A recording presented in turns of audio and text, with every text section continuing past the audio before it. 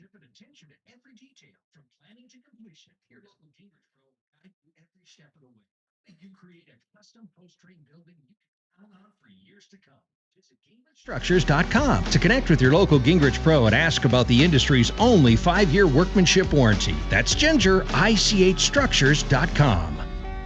Keep your retirement money safe at mymoneymyway.com. Men, erectile dysfunction can affect much more than just your sex life. It can create stress in relationships, leading to feelings of anxiety or embarrassment, and impact your overall confidence and well-being. This is Jeff for the Rocky Mountain Men's Clinic, and we specialize in treating men's sexual health issues to help men find solutions that fit their individual needs. ED is a frustrating condition, and many men suffer for years without seeking treatment. But the good news is that if you're like most men, we have the answer. Our licensed medical providers will evaluate your specific medical situation and recommend a plan designed for you. And these advanced medical therapies work, with treatments having success rates of well over 90%, which means you and the one you love can have great sex again without the fear and worry of ED. You can even last up to an hour or more, and you may just find you're performing like you haven't in years. So call us. Your initial visit is just $99 and includes blood work, a medical consult, and if medically advised, a test dose. And if that test dose doesn't work in the office, your visit is free. Call 720-440-7900 or go to RockyMountainMen'sClinic.com. Has your home been hit by the recent hailstorms? Don't just settle for a roof inspection. Genesis Total Exteriors goes further. They'll assess your entire property for damage, and they don't just find the issues, they'll fight with your insurance company to ensure you get every penny you deserve. Don't call your insurance company first. Call the people we trust. Genesis Total Exteriors, 303-679-8509, 303-679-8509, or check them out at referralist.com. This report is sponsored by Red Pilled America. Temperatures are back up into the upper 80s for a more seasonal day today. Still some smoke,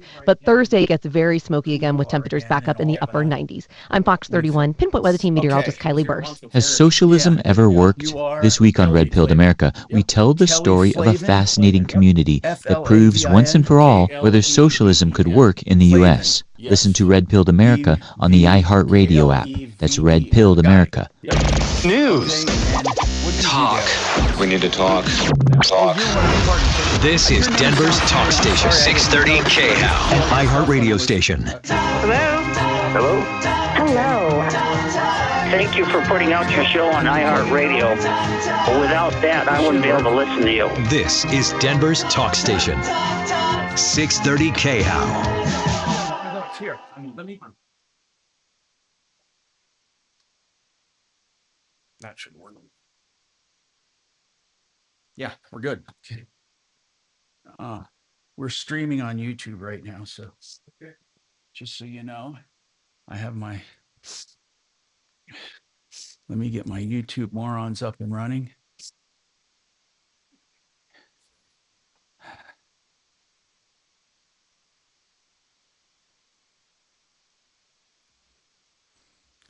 All right. I'm connected there. I'm just getting all connected. We'll talk about a little bit of everything. What's your Wi-Fi here? My With the faster mesh? Oh, it's faster mesh. Yeah. Faster mesh? You know, I can type in the password if you want, or I can tell it to you. Sure.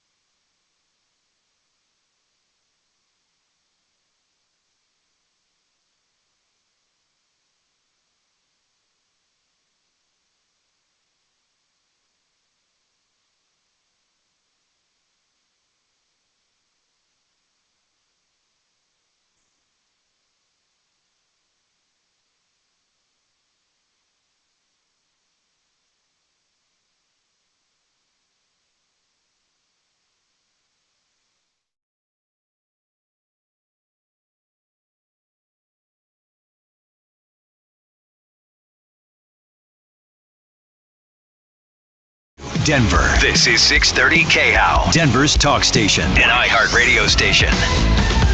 Guaranteed human. ABC News, I'm Sherry Preston. Abdul El-Sayed has won Michigan's Democratic nomination for Senate, narrowly defeating moderate Haley Stevens. It's a victory for the Democrats' progressive wing, but El-Sayed says all the Democrats need to turn out in November. Whatever differences that we might have had in the primary, they pale in comparison to what unifies us. A recognition that so long as we want to keep our democracy, that democracy better be working for people, and that all of us have to come together to make sure that we never let Mike Rogers see the inside of the U.S. Senate. Stevens says she will support El-Sayed in November. President Trump saying again that they're making progress on negotiations with Iran. He's also teasing a possible announcement about the Strait of Hormuz, saying it could reopen within the next 48 hours. A 38-year-old man facing state and federal charges makes his first court appearance today. He was arrested at the Trump golf course near Los Angeles a few days ago, taking pictures and videos. Police also found hollow bullets on his person. This is ABC News. ABC News, learning of additional cyber attacks against U.S. water facilities across the country. Here's ABC Chief Investigative Correspondent Aaron Katursky. We just heard in the last couple of hours from the New Jersey Office of Homeland Security that 2 municipal water systems in the state were affected. New Jersey did not name the municipal water systems, probably because they don't want to cause any panic, because they say customers had uninterrupted access to their drinking water. A couple of the systems did go on manual controls. That means the hack was successful in shutting down some automated systems. That was quickly recognized. They figured out how to revert to manual controls, and that's what was done so that the water supply was never put at risk. Scientists at a biotech company have used a Nobel Prize-winning gene editing tool to create 2 hypoallergenic beagles. Alfie and Bailey were born healthy and are 2 years old. Their owner isn't sneezing. It's the first time the technique has worked on dogs. I'm Sherry Preston, ABC News. It's time to clear the air. Today we should see a little bit of a reprieve from the smoke that we saw yesterday. Smoke will still be around, but it shouldn't be as concentrated. But that's going to change, and we are going to see some of those elevated concentrations come back. National Weather Service meteorologist Kenley Bonner says that smoke is coming from the wildfires burning in Utah and Washington state. The smoke's expected to intensify when the wind shifts and brings us more smoke from the fires out west, including the latest wildfire burning in Jackson County. The Indian Creek fire near Steamboat Springs has prompted mandatory evacuations west of County Road 53 near Kremling.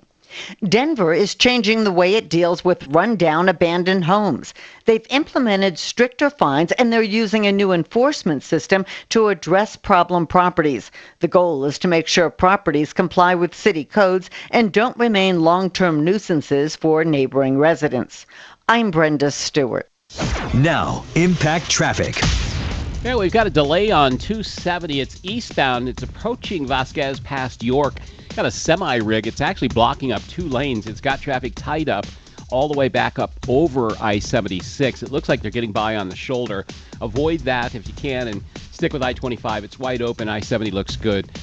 Anyway, everything else is in pretty good shape. Southbound 25, a little slowing into downtown, as well as a little bit of traffic up out of the tech center. With traffic, I'm Jonathan Steele. This report is sponsored by the Our American Stories podcast. This is Lee Habib, host of Our American Stories. On our next episode, we'll tell the tale of how one couple raised their children in the most tragic of circumstances. You won't want to miss the next episode of Our American Stories. Our iHeartRadio Music Festival, presented by Capital One, is coming back to Las Vegas. September 18th and 19th at T-Mobile Arena. Stream it live on Disney Plus and Hulu. And keep listening for the next chance to win your way to be there. Starting Monday. The iHeartRadio Music Festival is connecting all of us. Capital One is the proud presenting partner of iHeartRadio Music Festival, bringing great products, rewards, and services to its customers.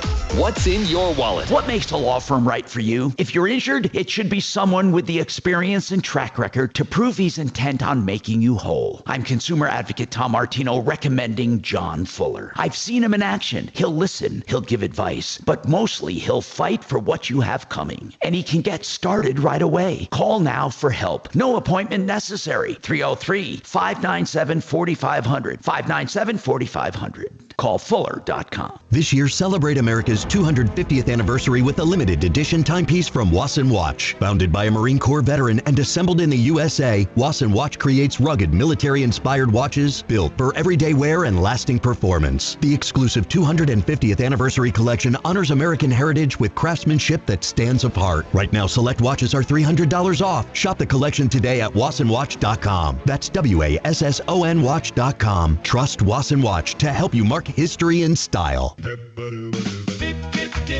Step right up, America. Got equipment to sell or looking for something ready to work? At Purple Wave Auction, it's as easy as it gets. Easy to sell, easy to buy. Construction, ag, fleet, and government equipment. All no reserve, all online. Register for free. Don't wait, get swinging over to purplewave.com. Purplewave.com.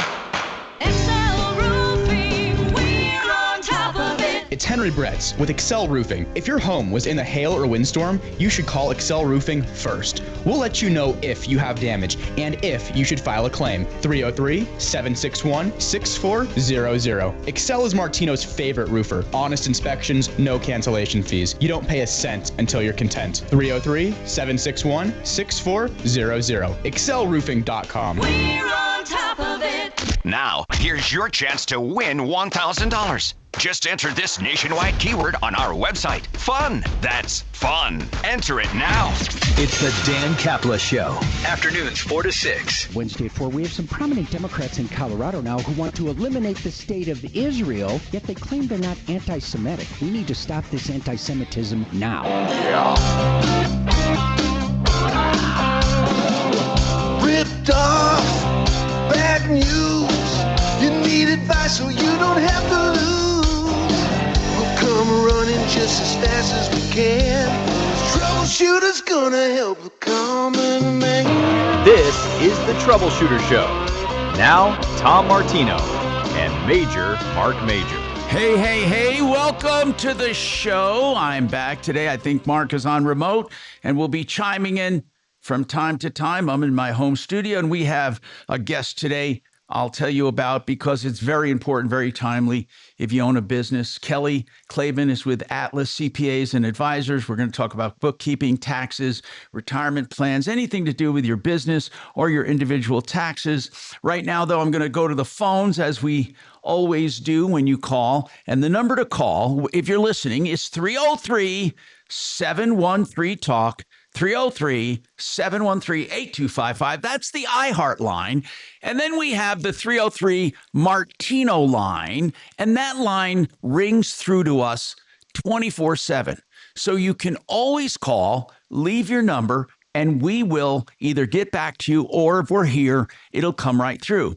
That's 303 Martino, 303-627-8466. Dana's on the line now. Dana, how can we help you? Welcome to the show.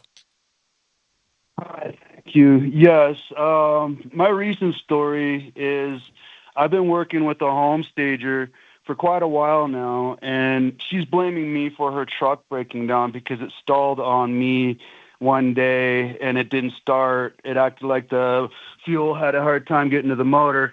But it's my fault now that it broke down because the truck started up the next day. So Dana, is this like a work truck that belongs to her?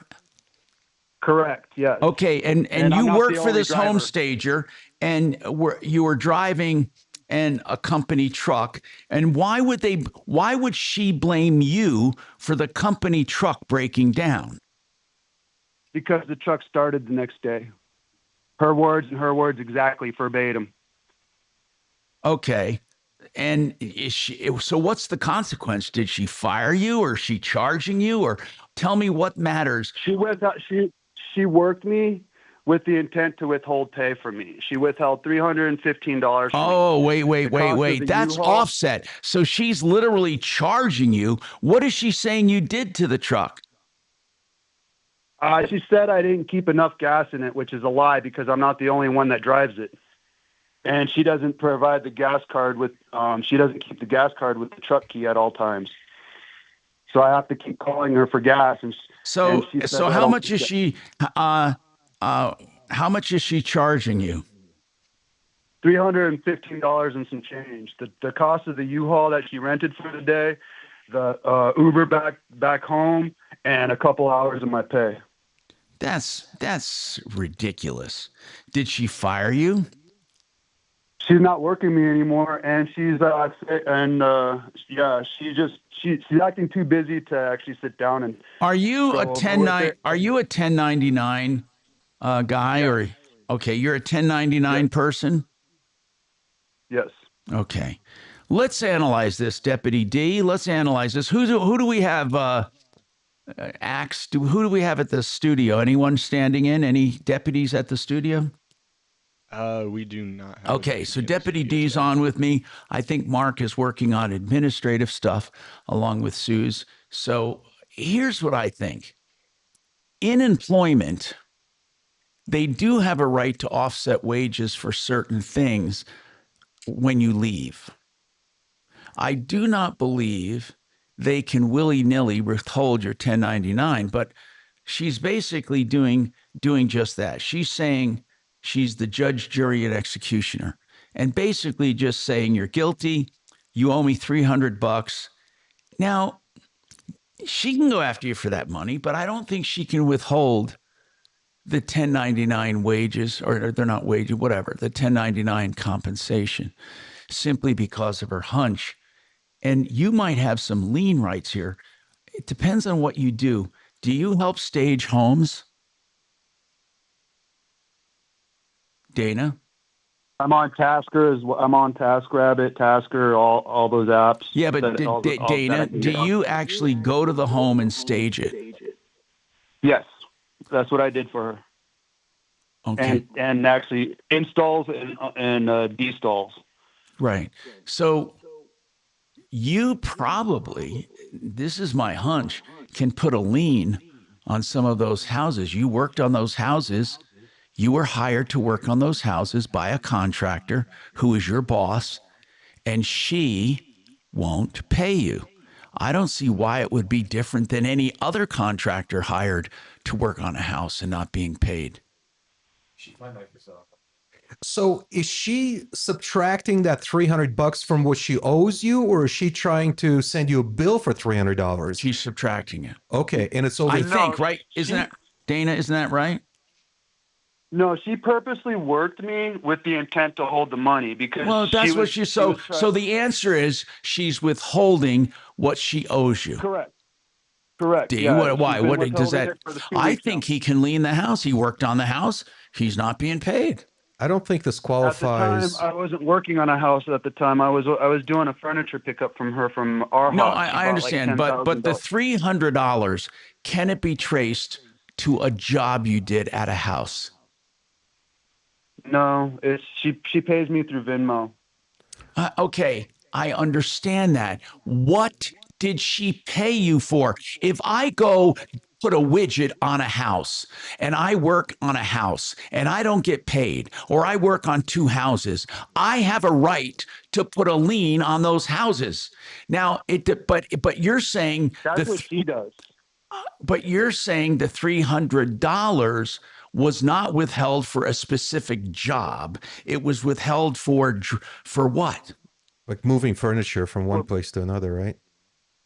Yeah, she had me picking up furniture from our house. Okay, got it. Furniture outlet. All right. So this $300, was it actually billed to her, or is she giving you the difference? How did she withhold it? Did she say to you, you are not being paid this time?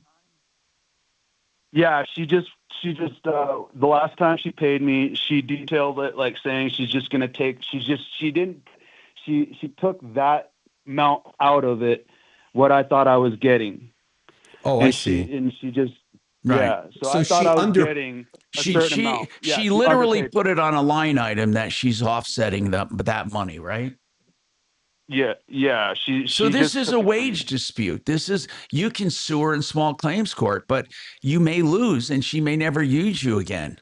And the excuse, Dana, is it correct to understand that the excuse she uses for subtracting $300 from the fee that she owes you is that you ran the truck out of fuel some previous day. Which is a lie because I had fuel in it. I'm not talking about the lie. Yeah. We're talking about her reasoning. Yeah, that's we're talking about you. We're talking about her. So she is saying you ran it out of fuel. And so the $300 represents what? Her getting the truck analyzed and putting fuel in it? And a rental truck.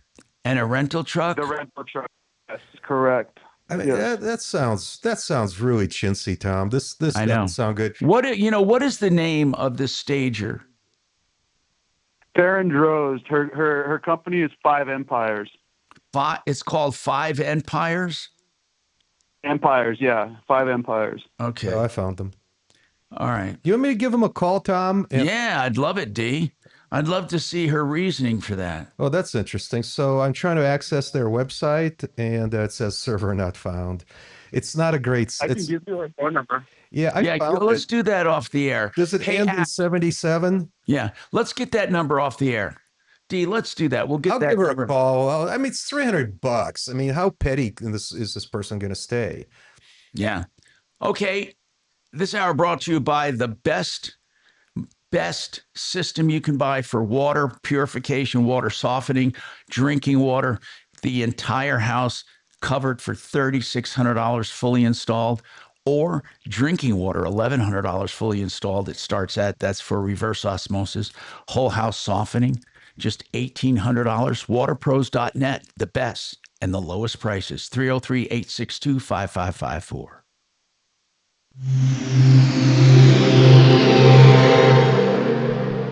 It's the Dan Kapla Show. Afternoons 4 to 6. Wednesday at 4, we have some prominent Democrats in Colorado now who want to eliminate the state of Israel, yet they claim they're not anti-Semitic. We need to stop this anti-Semitism now.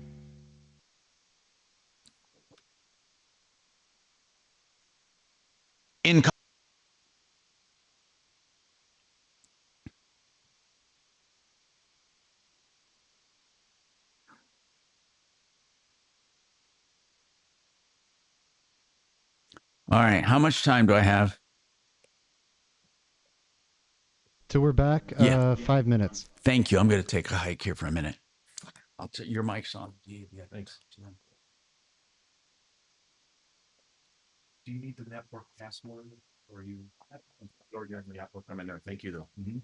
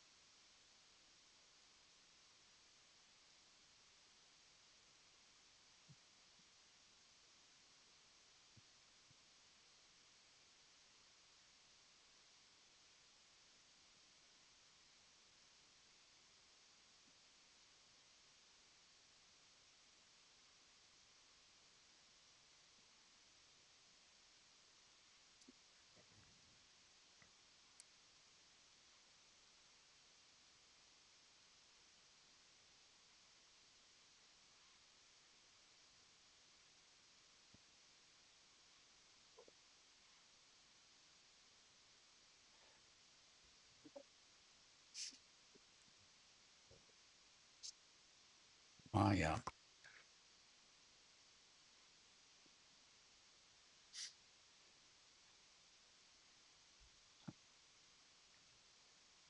Let's see. Testing 1, 2, 3, 4. Testing 1, 2, 3. Testing 1, 2. I'm going to use these from now on. See how they work. Oh, something wrong. All right, this one's important. A free estate planning event coming up August 11th. That's next week. It's going to be at the Highlands Ranch Library. It's going to be talking about the importance of having an estate plan and what can happen if you don't. 100% free. In fact, they're going to be serving lunch. You got to check it out. Go to becomethebanker.org and go to events and sign up now. You can also call them at 303-779-6600, but get signed up now for this free event. 303-779-6600. You know what? For the phone, it's the same network password. What was it, Tom? Can you type that in front? Sorry. Yeah, why didn't it? I got my computer. I just didn't get my phone. Oh, do you want me to? I can show you. I can put. Oh, actually, Tom already knows the password.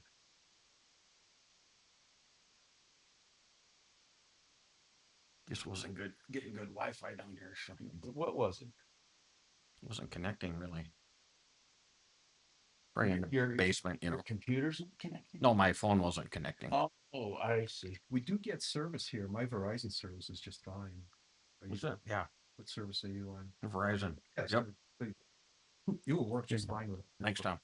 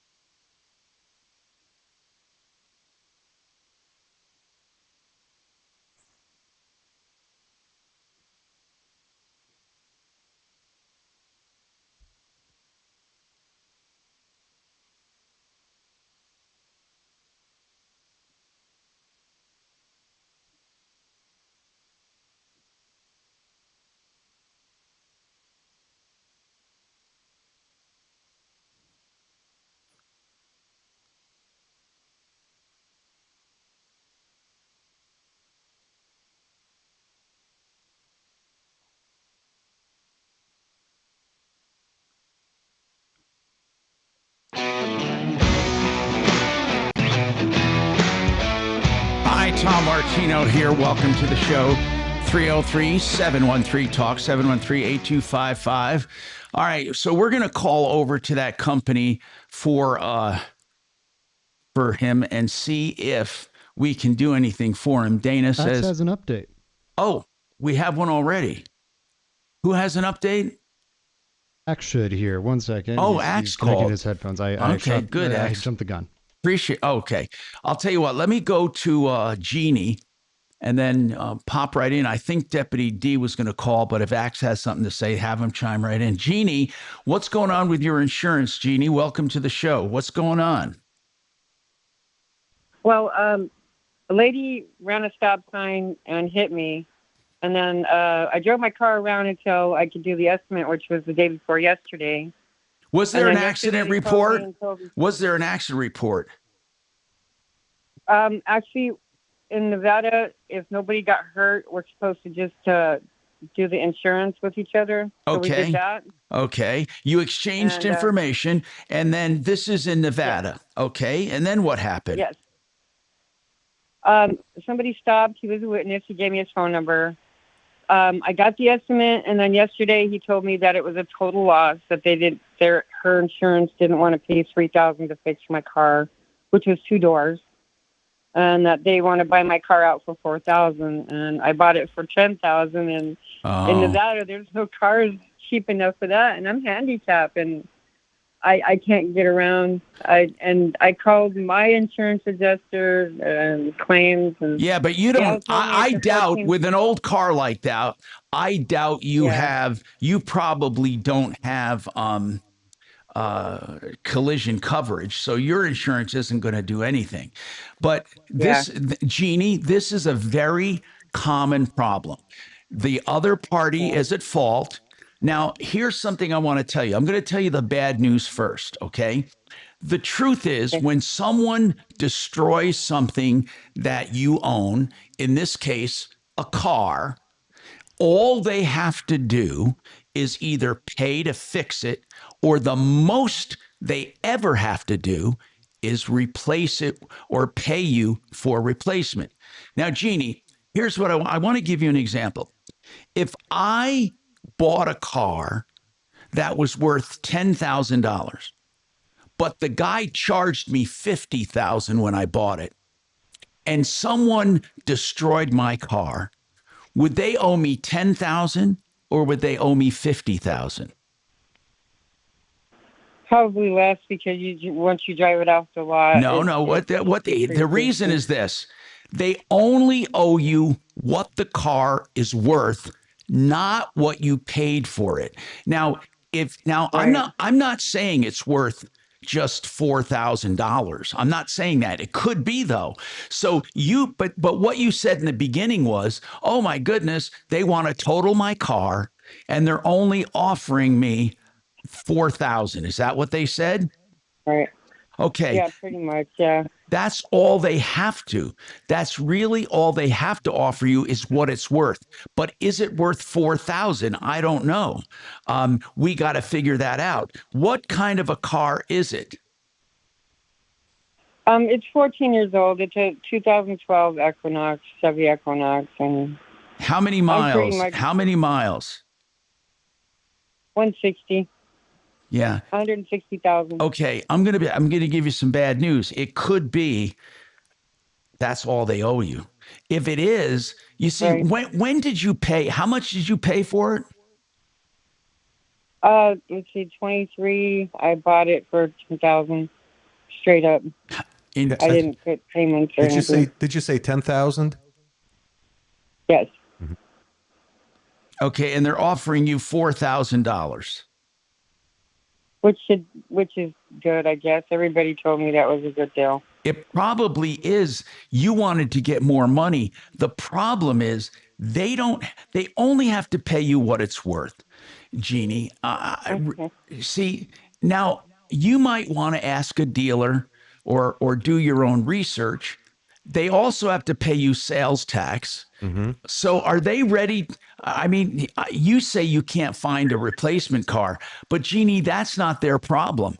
All they have to do is pay you what it's worth. So I'm afraid that you might be stuck with that.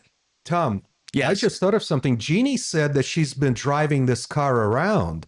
So it sounds like regardless of the body damage, it's still good transportation. So couldn't Jeannie negotiate the total deal with an insurance company saying, hey, I'll take your $4,000 plus sales tax, but let me keep the car for $500? Yeah, you may want to ask him something like that. A lot of times insurance companies let you buy back a totaled car for a pittance, right? Yeah. Yeah, they do. It could be that you could maybe get a check and they will let you keep the car. That's a possibility. So why don't you try that and call us back? And if they don't bite on that offer, I'll be happy to call the insurance adjustment for Jeannie and see if I can help negotiate that deal. Yeah, why don't we try that at first? Go ahead. The problem is that once they total it, I have to do a salvage title. A salvage title. Yes. No, and you that's don't. So hard. I tried that before. Jeannie, you don't have to. If you ask them, tell them you don't want it totaled. You just want to keep the car. How much would they pay you? Just do something like that. They don't always have to issue a salvage title. And even if they do, that doesn't affect the drivability of the car. That's right. We'll still have her transportation. Right. You can still own it. Nothing else changes. You don't have to re-register it or do anything. You can still keep the car, Jeannie. I mean, really, the only thing that changes is that, it's going to show a salvage title. If I were you, I would not. I don't know. I would not let it bother me. I wouldn't. I really wouldn't. I'm not. I'm just going to take the money and try and look for another car. Well, that might be the way to go. See if you can keep this car, Jeannie. I mean, you can get the money and keep the car. That way, you'll be a step ahead of them. No, you probably can't get the whole 4, but they might give you a portion of it and keep the car. But Jeannie, if you can find another car, go ahead and take the money. Just make sure they're including sales tax in that. Donna, you have an issue with a car dealership. Donna, welcome to the show. What's going on? Hi. I bought a Subaru at Chomp Subaru on Havana. Did you buy new or used? New. Ordered it. Oh, wow. Okay. And so they sold me a policy by Equity Shield. And the on a new car? On a new car, they sold you a service contract called Equity Shield? How much was that? Yes. I don't remember the cost of it, but they said if somebody dented my car or if somebody ran a shopping cart into my car. Oh, that was the ding damage they're talking about. When did you buy that new Subaru? I believe it was 2022. Oh, okay. So that's back. Okay. So anyway, what about it? Did somebody ding you and you're not being covered? Yes. They said, I just went there and they said they're not going to cover me. And I said, that's very unethical. And do you have a copy of that warranty? I do at home. Yeah. I just left there. And why did they say they're not covering it? What was the reason they gave? They just said that there was a ding over top of my wheel, and they said they're not going to cover it because of where that ding is located. And then somebody rammed a shopping cart into my passenger door, and they just said they're not going to cover that either. Why not? Okay, now the rim I can see, that's separate wheel coverage. But why won't they cover the door ding? They just said they're not going to cover it. And I said, that's very unethical. Would you like me to do this to you? Hey, did they look at the car or did they just say we're not covering it? No, they looked at the car today. I just and did they give you a reason or did they just say we're not covering it? They just said we're not covering it. But they give you no reason whatsoever. They just said we are not covering it. And I went in to speak to the manager. There was no manager there. And I just want my money back from Equity Shield. Okay, that's what I want to know about Equity Shield. Did they agree you had that coverage? I just find this highly unlikely that they said they weren't covering it. Tom, we're missing something here. Something definitely missing. Nobody says no and have a great day. They'll say, look, this isn't covered because it's not part of your coverage. Yeah, there's usually something expired or it's not big enough to be covered. Didn't you say, why aren't you covering this? Yeah, did you ask them why? Yes. What did they say? Yeah. And they just said it's not covered under your policy. Okay, so it sounds like this type of damage is not covered under the policy. That's exactly why they sold it. How much did you pay for that Equity Shield thing? I'm not sure. I'm not at home right now. Right, do me a favor. Do me a favor, Donna. I'm going to mark this. I'm marking it pending, meaning I will have your notes right here. I want you to get a copy of that, and I want you to email it. Mm-hmm. We're going to give you instructions off the air. And then we'll get you back on the air with this, okay? We really want to know what they're talking about, okay? Hold on. Axe, give her the process for emailing us that warranty. I want to see what the heck is going on, and then we will start making noise. Shop, this is another story of a dealership that has gone downhill. It used to be a really good dealership. I think the son took over, doing no favors for the family name, that's for sure. Look, that's the story of life. Nowadays, pride and ownership and it's just out the window. Let's face it, people. So when you find a company that really works, you better cherish them. One of those types of companies is Apple Air. That's Air with an E, appleair.com. Great people, 12-year parts and labor warranty. They also have Daikin equipment that does a full replacement in the first 6 years, family owned still and operated since 1988. Todd Terry and his family started this. His two sons work for him too. appleair.com.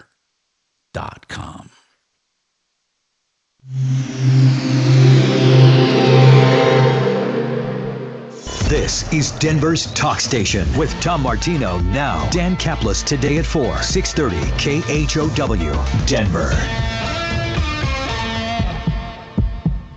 Now, Impact Traffic. Hey, right now dealing with the delays on 270, big semi-rig that's broken down heading eastbound near Vasquez. It's blocking up the right portion of the highway. You got to squeeze left, but the tie-up is all the way back up over I-76. You do better and save some time if you stuck with I-25 if you're coming in from the north and go to I-70 to work around that. 270 east is where the problem is, but westbound's also slowing. I-25 coming in and out of downtown looks to be a little sluggish also. With traffic, I'm Jonathan Steele. This report is sponsored by Red Pilled America. Has socialism ever worked? This week on Red Pilled America, we tell the story of a fascinating community that proves once and for all whether socialism could work in the U.S. Listen to Red Pilled America on the iHeartRadio app. That's Red Pilled America. You know who I use in my home for plumbing, heating, cooling, electric, and drains? Fix-It 24/7. Right now I love talking about their $39 Extreme Clean, Tune, and Check of your AC. Your AC is working overtime right now, and dirt and grime is the number one killer of ACs. Add life and efficiency for this special for just $39. It's unbelievable. If you've never had it done, you'll be astounded. That's why they're doing this introductory special, to show you how efficient they are so you will use them in the future. They're going to take apart that AC and refurbish it, clean every nook and cranny, put it all back together, and they'll service the whole thing to keep it running. That is fixmyhome.com, the website for Fix-It 24/7. Fixmyhome.com. Book now, 720-526-3939.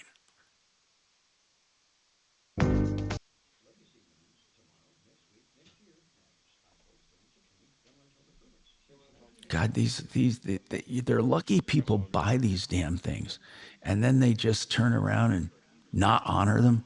Mm-hmm.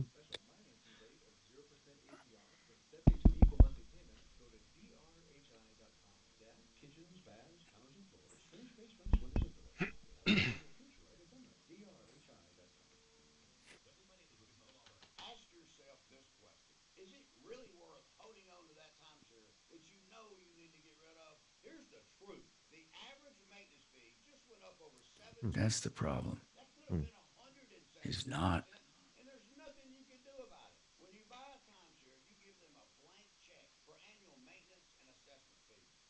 Okay, we're going to get to some of these. Let me get to these tax and accounting questions now.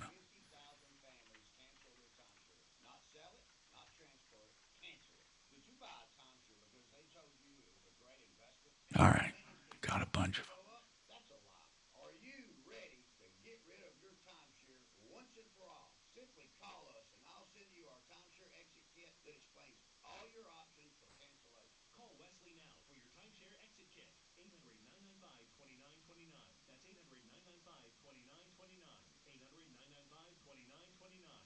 Sleep through the night without thinking twice. You could take a seat in the middle of the theater. You could drive without worry of where the next restroom is. You used to say yes, and somewhere along the way, you stopped. Not because of one big moment, because of 100 small ones. A little more urgency, one more trip to the bathroom at 2 2 a.m., one more mental note about where the restroom is. It happened slowly enough that it just became you.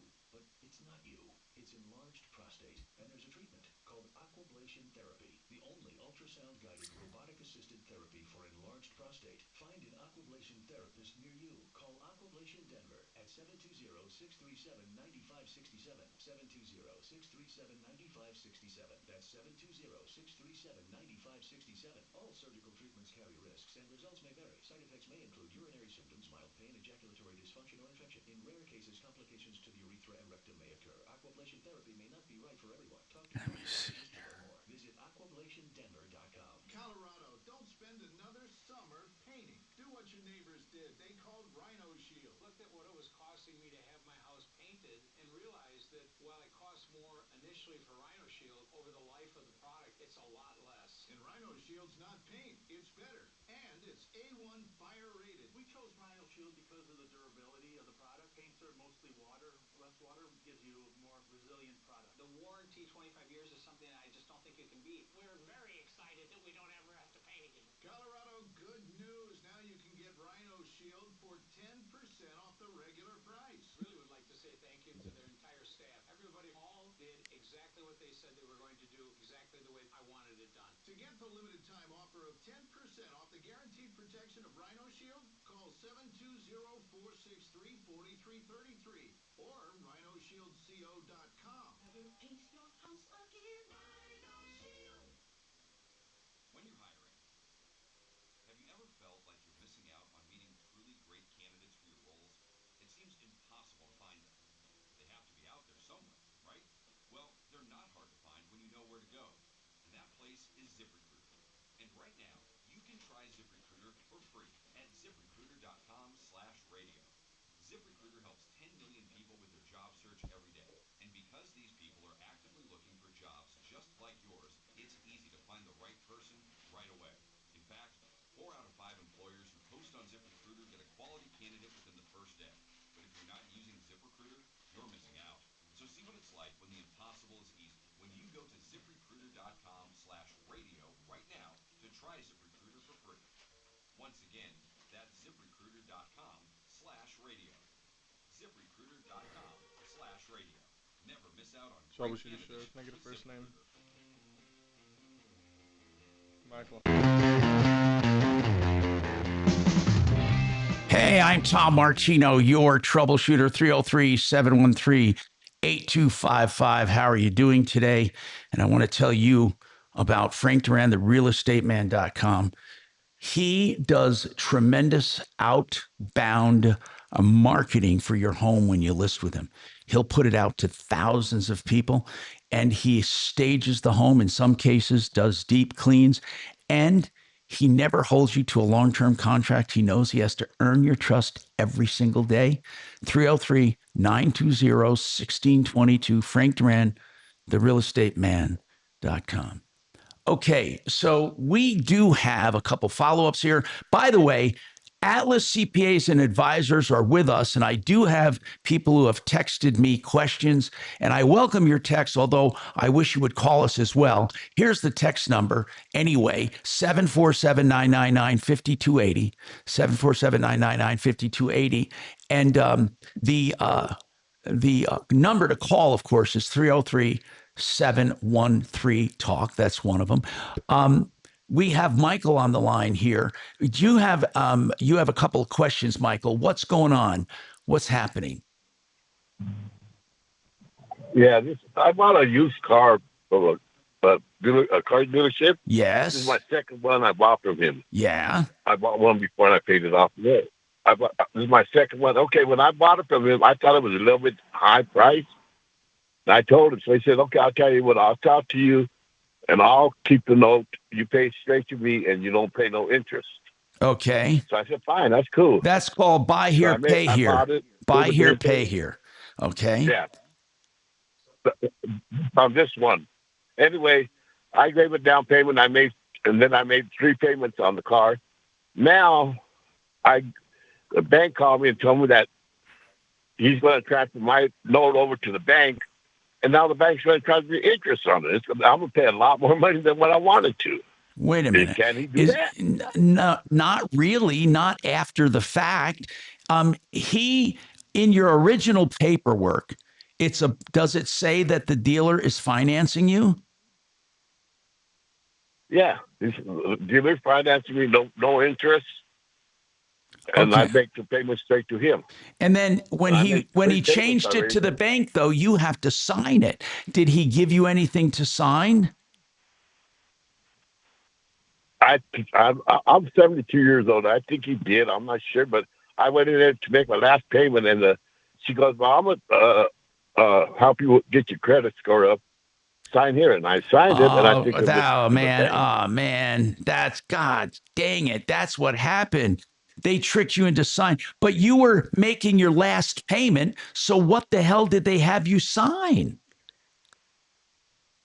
I don't know. I gave her the payment and everything. She said, "Okay." Wait. If it was your last payment, then what was the loan for that they took out?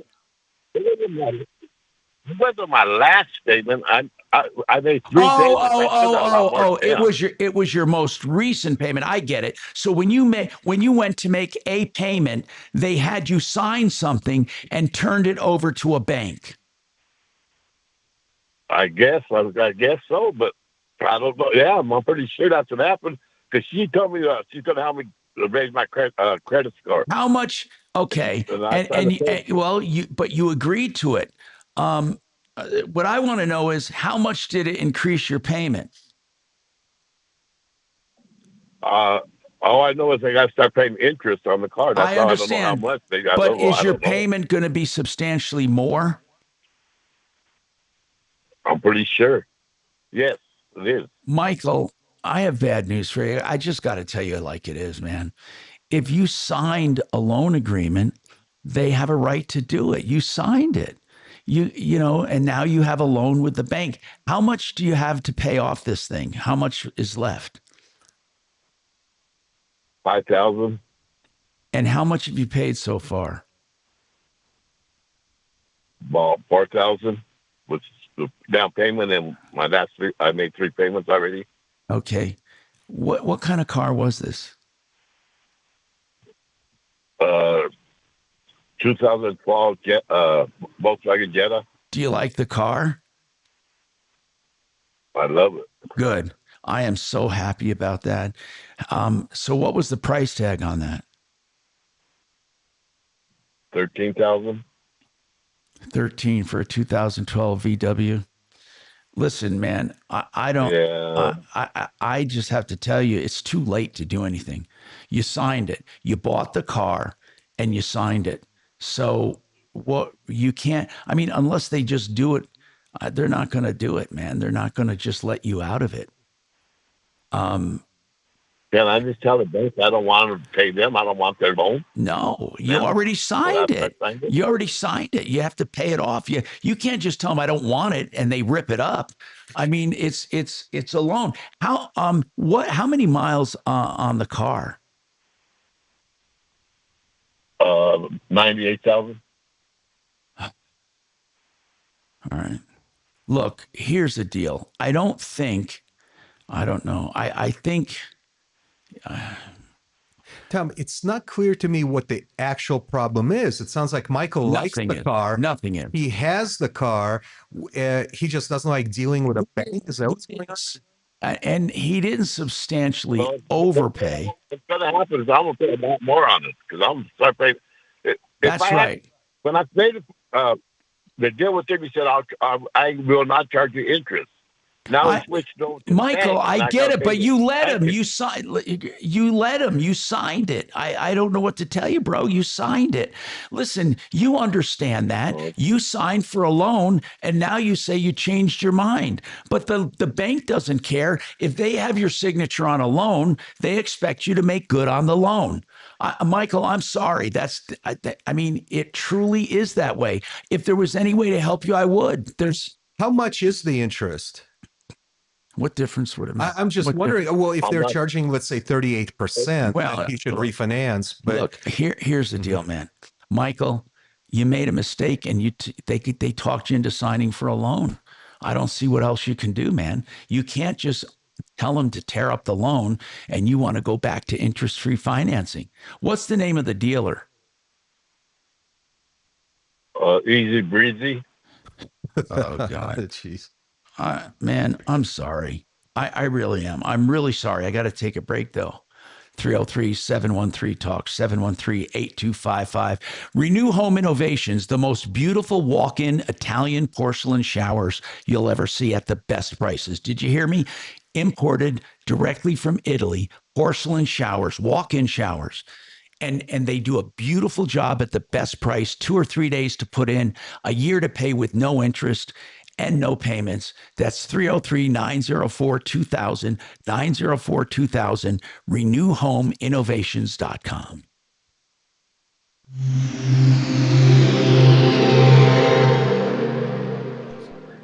Now, impact traffic. Hey, right now dealing with the delays on 270, big semi rig that's broken down heading eastbound near Vasquez. It's blocking up the right portion of the highway. You got to squeeze left, but the tie-up is all the way back up over I-76. You'd do better and save some time if you stuck with I-25 coming in from the north and go to I-70 to work around that. 270 east is where the problem is, but westbound's also slowing. I-25 coming in and out of downtown looks to be a little sluggish also. With traffic, I'm Jonathan Steele. This report is sponsored by the Our American Stories podcast. This is Lee Habib, host of Our American Stories. On our next episode, we'll tell the tale of how one couple raised their children in the most tragic of circumstances. You won't want to miss the next episode of Our American Stories. Frank Duran, therealestateman.com. You've heard me talk about Frank before. Frank is a certified negotiation expert. He has won Lifetime Achievement Awards. He sells more houses for more money than anyone, and he can prove it. He is 30 years in the business. You know what? He knows how to price the house for multiple offers. He always tries to get a bidding war going. He is great. No long-term contract, meaning if you don't like him, you can cancel. No one ever does. He puts it in multi-list, video tours, outbound marketing, outbound on all social media platforms. Get the best when you list your home. Frank Duran. therealestateman.com, 303-920-1622. It's home selling season. And what's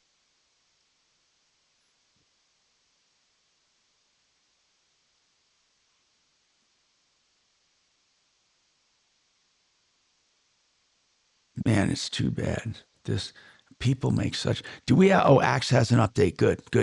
We'll go to that.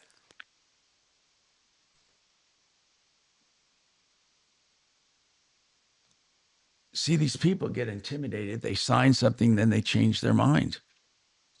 Is his only problem that he now has to pay interest on the car loan? Yeah, that's the only problem.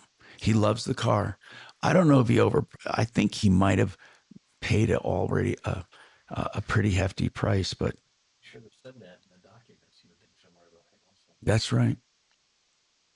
Well, he signed a new loan agreement. That was the problem. He signed it.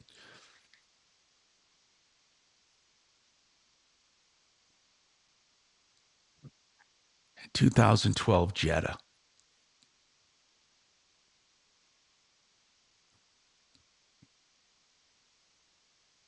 I'm going to try to find what they're selling for.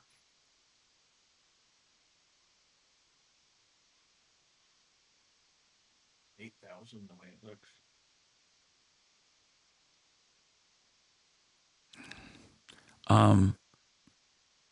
Okay, I'm seeing some here. Let's see.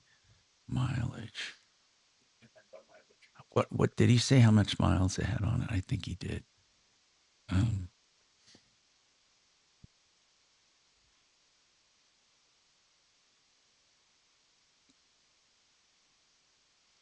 He didn't overpay, really, not that much. I mean, some.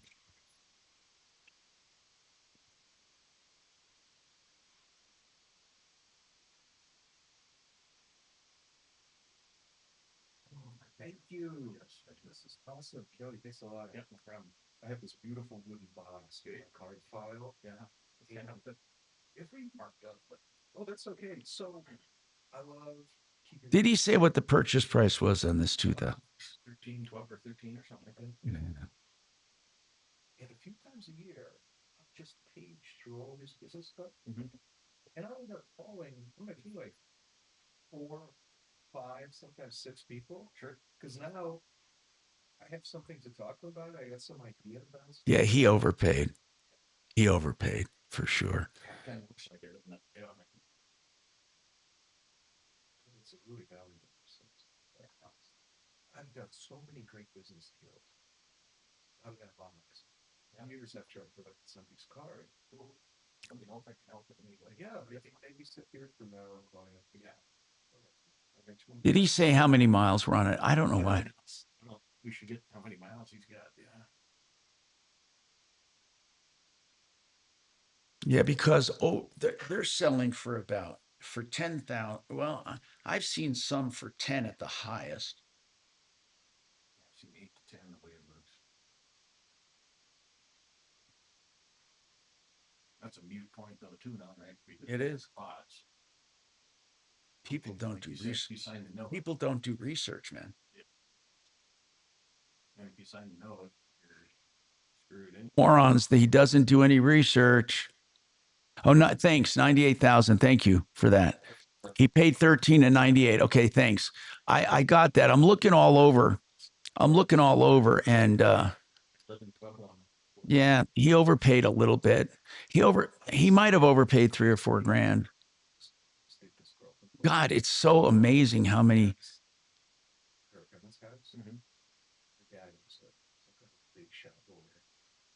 Beautiful house in Pueblo West, which is a beautiful neighborhood. By the golf course and stuff like that. Yeah, there was a golf course there. Yeah, it was a beautiful, very tastefully, like someplace where like. Hi, Tom Martino, your troubleshooter. So listen, on that last deal, it looks like you paid 3,000 or 4,000 over what would be a fair deal, 3,000 or 4,000 more. Plus, they talked him into signing a loan. People, all I can tell you is do your research before you buy a car. In fact, I'm telling you that if I will for free evaluate your deal. If you find now, if a dealer will not let you have it evaluated before you buy it, if you can't take terms and conditions off the lot to have them evaluated from a friend, don't buy the car. That's an automatic red flag. If they let you, then I will for free look at your deal. I mean that as a service to you. All you have to do, 747, just text me and I'll get back to you. 747-999-5280. 747-999-5280. Send me a deal. But remember, if the dealer does not let you send terms and conditions to somebody to look them over, then don't do business. That's the number one red flag. So Dana called in originally and said he works as a home stager. And he, for 5 empires and driving a company truck, it wouldn't start. The boss blamed him and is now charging him by offsetting his pay about $300. So, Axe, did you call and find out about this? I tried to find out as much as I could. What did you find out? Well, when I called first, she was very skeptical of who I was, Yeah. and then said, I want an attorney, and then hung up. And then 2 minutes later, she called back and said, oh, I was just making sure you were who you say you were.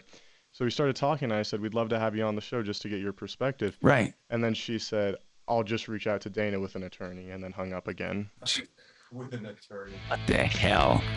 I mean, why do people have to make life so difficult? Over $300, D. Yeah, you're right. All right, we got more coming up.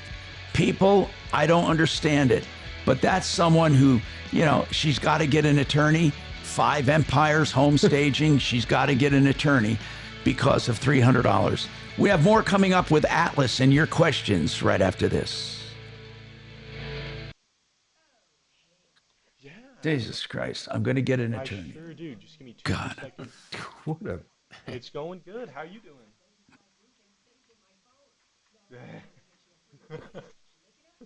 Oh, I know. That's yeah, no, yeah, no, it seems busy stuff. That's props.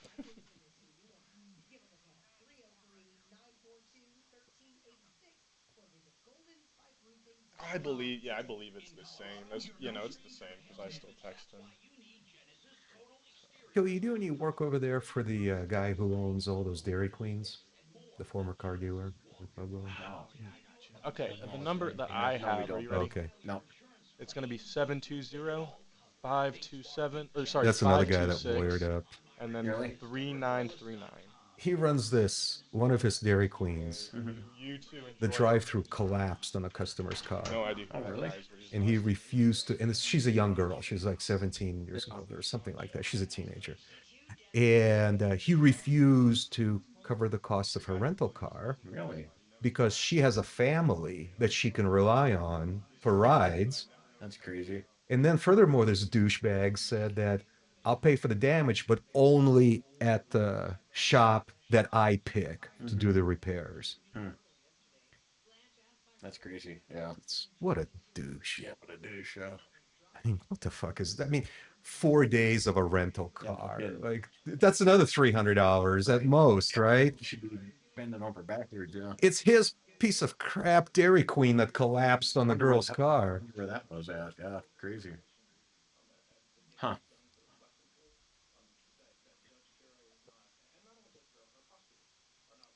Hey, guys, let me ask you, why don't we have any more access for Mark?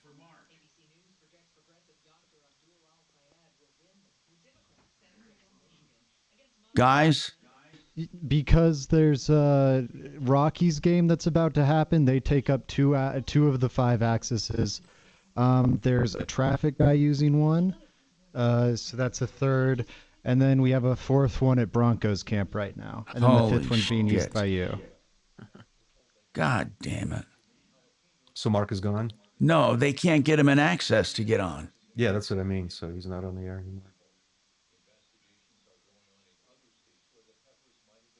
Yeah, Broncos are starting up again. So you gotta. You guys Bronco fans? Both of you guys? Yeah. I'm a fair weather kind of fan, you know. I'm a Vikings fan, but Minnesota originally. Minnesota. Oh, very cool. But secondary is Broncos.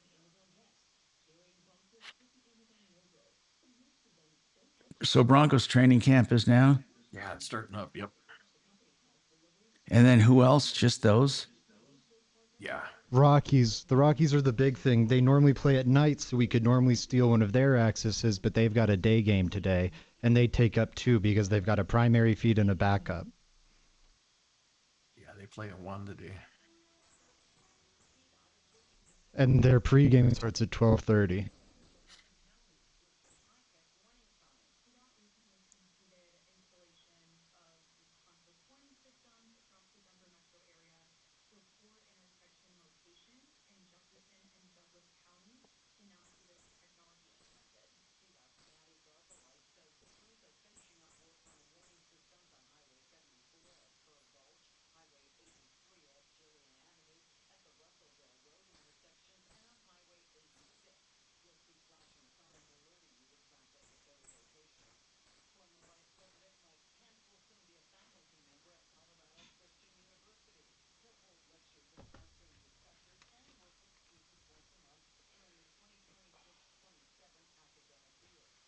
Is my mic up? Okay. Hey, Tom. Yeah. What did you want to do with Dana? Sorry. Well,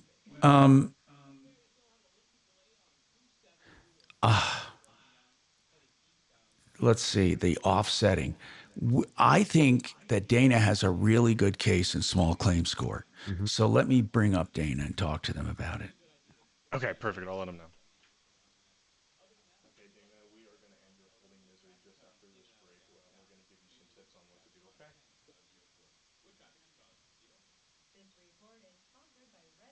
Okay, yeah, perfect. We'll talk to you about some steps. Okay. Thank you. Just hang tight.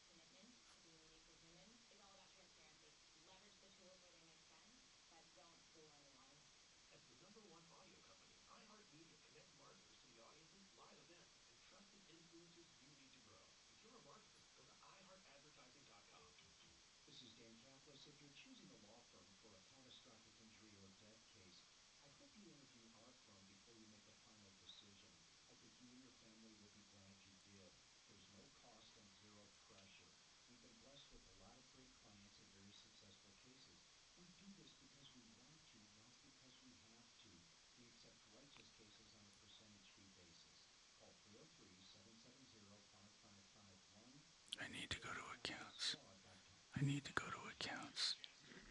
Accounts, where are accounts?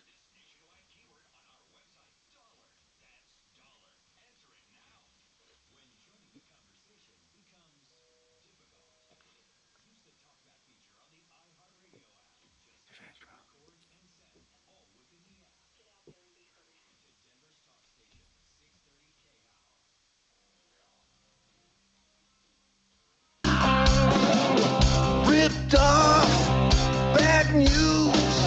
You need advice so you don't have to lose. We'll come running just as fast as we can.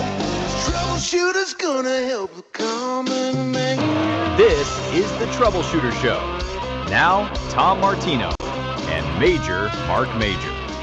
Yeah, Major Marc Mager off today, and we're having a little technical difficulty with the remote. Anyway, he's here in spirit. Feel free to call in, Mark. Sorry about that. Deputy D is with me in the house. And then I have Atlas CPAs advisors, and they are the ones that do bookkeeping for me in all of my stuff. And I do have some text for him, and then we'll get back to Dana right now. Dana, really, this is terrible. Bottom line is Dana worked, and the truck ran out of gas or something or wouldn't start. The boss says, I'm charging you for this. He says he always kept gas in it. The car problems are not his, but they charged him for the diagnostics and for the gas and for the checking it out. More than $300 they're taking out of his pay. He's a 1099 contractor for 5 empires. And basically, Dana, even if she's right, she went about it the wrong way, and you will win in small claims court, in my opinion. That's not a legal call. That is based on my past experience. So, Dana, you may want to try to sue for, and call the Labor Department as well, by the way. You may want to get, because here's the deal. You may be an employee. In fact, I'll bet you that her paying you 1099, I may have D call and remind her that she's opening up a can of worms, because I think you probably should have been classified as an employee. First, you used a company truck. That's a red flag. Here's another red flag. I need to ask you, Dana, did she tell you where to go and when to go, or were you able to pick your assignments?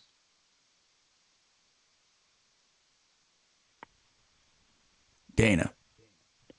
Yes. You there? Hello? Yeah, I'm here. Were you able to pick your own assignments, or did she tell you where and when to be there? She told me where and when. There's a good chance you should be classified as an employee. She used me as an employee, so yeah. I mean, that's what it sounds like, but she was only paying you a 1099. Did she, Dana, did she find you on TaskRabbit or Dolly or one of those similar sites? That's a good point. I was referred by another mover. Oh, okay. So this was outside of those gig services, right? This is directly between you and her. And I also gave her a discount on my hours, so I gave her a deep discount on my hours if she kept me working. Although I want to tell you something is pretty fun. Even if you listen to this, we found this out, Mark and I. We're talking to someone directly from the Labor Department, directly, because we got audited. The reason we got audited is we pay some people with 1099. And they said this, you could have Joe Blow, junk hauler, or, Dana, the house sager, or whatever. Or the guy who cuts your lawn every Tuesday. They could have their own business. Now, listen, this is honest to God what he told us. And if for a period of time he has no other work, not because of you, just he has no other work. He stopped looking. He could have stopped looking. And he is exclusively yours for 3 months. The Labor Department can call him your employee. Wow. Yep, they can come after you. Is that the time test, 3 months? No. But they said that's usually been with her for years. That's usually when they do it. He's been with her for years. Now, if he didn't have any other clients, if he had other clients, that might count against him. But in many cases, and I'm telling you, this is amazing. And Kelly Clavin is with us from Atlas CPAs and advisors on this topic of 1099 employees. Now put that mic right close to you. Just pull it over and just grab it. Yeah. Now, I want to ask you straight up. Don't a lot of people do this wrong? Yeah, a lot of people do it wrong. You know, a lot of people should be classified as employees when they're not. Yeah. Now, I asked the guy from the state, I said, wait a minute. If a guy that mows everyone's lawns in the neighborhood, he said, if he doesn't have multiple clients for a period of a month even, he can be yours. Yeah, if you can control like 100% of his activity. If you have no control over the control. Correct. That's correct. Isn't that crazy? So how do you protect yourself against this kind of a trap? Do you make sure the guy has more clients? You have to make sure he has more clients, or don't if that's the only rule you're bending, then don't control in any way, shape, or form his equipment, his time, his energy. He's got to be at will and free to choose anytime he wants and be able to not do it. But most of these people want you there at a certain time and date. They provide equipment. So Dana can get this person in a pack of trouble. And I think you should warn that person that it would be easier to pay Dana the $300 than to face the scrutiny of the state, because that's your power, Dana. That is your power. I think it would be hilarious if she go to the state labor department, you may get way more than $300. I think it'd be hilarious if this woman from, what is it, Five Empires. Five Empires. If she makes me talk to her attorney, that would be a fantastic conversation. Yeah. Yeah. Hey, I'll give her a call as soon as Axe texts me her. She wants to single me out, and she only wants to talk to me alone all the time. She doesn't want any mediators. She always wants to just... Actually, there's nothing wrong with her talking to you if she's willing to work it out. What were Axe, were you going to chime in? Did I hear Axe trying to chime in? Axe, were you going to chime in? Did I hear you, or am I mistaken? No, sir. Okay. Okay, so D, let's give D. Here's a suggestion. I got at this. Go ahead. It sounds like she doesn't want to talk to anybody except Dana directly, which is a good sign. So Dana, how about you give her a call after you get off the phone with us and ask her for the $300 and tell her that I would also, Dimitri from the Tom Martino radio show would also like to talk to her if you two don't reach an agreement. Yeah. What do you think of that? Yep, let's do that. And then call us back. And then hint to her that you are going to seek employment status if you don't get paid. Just tell them that. You can tell her that you got that idea straight from Tom Martino. Yeah, nothing wrong with that. Okay. 303-713. Well, yeah, go ahead. She just goes around in circles with me. She's like talking to a brick wall. I've been saying that for 2 weeks now. Exactly what you've been telling me. Well, you told her that you should be an employee, and she didn't say anything? Well, I didn't go about it that route. Well, you go about it that route. You say, look, you're buying a lot of trouble for $300 because I'm going to go to the state and I'm going to tell them what you've been doing with me, and you're going to be audited. So why don't you just do that? Put them on hold. Okay. I don't mean to cut you off short. Just do that. We've talked enough about it, and I think you should do it. And let's just help you. Okay. Atlas CPAs and advisors. First of all, Atlas, just in a sentence or two, what do you guys do at Atlas? What is your main gig? You help businesses or individuals or both? Yeah, we do both. We do taxes and accounting and auditing, and bookkeeping, and I know you help me a lot, and we have some really good questions. Okay, should people have a lot of withholdings to hold back and get money at the end, or should they have none? I mean, wait, have no withholdings. I mean, no, have a lot of dependents. That's what I meant. And then if they have a lot of dependents, they get to keep their money, right? Also, or should they have no dependents and let the government keep their money, or should they have the correct number? People always debate this. Should they be in for a large refund and just, claim as many dependents as possible and get their money, or should they do the opposite and let the government keep their money, or should they do it correctly?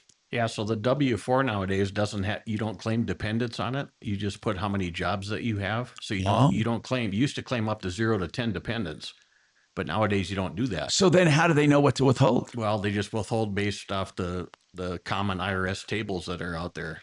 Okay, so really, then you have no control anymore on You that. don't have a lot of control. You can just do extra withholding if you're not withholding enough, and then that will take up, make up the difference between what you would have. But if you have kids under 17, you get the tax credit still at $2,200 per month. If you have a college kid, you get $500 a month plus their tuition credits. So If you have children over 21, but you're still contributing to most of their support, do you get to deduct them? you still don't get the dependent credit because that's gone, but you still get a $500 credit as college kids, and you get their tuition credits. But you don't get to deduct kids just because you're paying their living. Correct. That's correct. Yep. I was told when they're dependents, if you pay more than 50% of their support for life, you get, not for life, but 50% of their support for the year, you get to deduct them, no? You can claim them, but there's no deduction. There used to be a dependency deduction years ago, but there isn't. Away. That's got, yeah. But correct. You get something for that, for claiming them? You get child tax credits, yes. You get and is that phased out with income? It does phase out with income. Yep. What were you going to say, Dan? Oh, that's actually, Kelly suddenly answered my question because he said you can't deduct them, but you can claim them. And I'm thinking, well, if you can't deduct them, what's the benefit of claiming these people? But it sounds like you get, for under a certain maximum annual income, you get like a credit for having kids? Correct. If they have tuition and your income's low enough, you can get some tuition. How low of an income do you have to? About 190,000 or so. So that's not very low, Kelly. No, that's good money for some of us. Yeah, correct. I know you two rich guys. Yeah, right. Genesis, TotalExteriors.com. By the way, they do mold detection and remediation the honest way, along with everything else they do. Interior and exterior renovations and repairs. Genesis, TotalExteriors.com.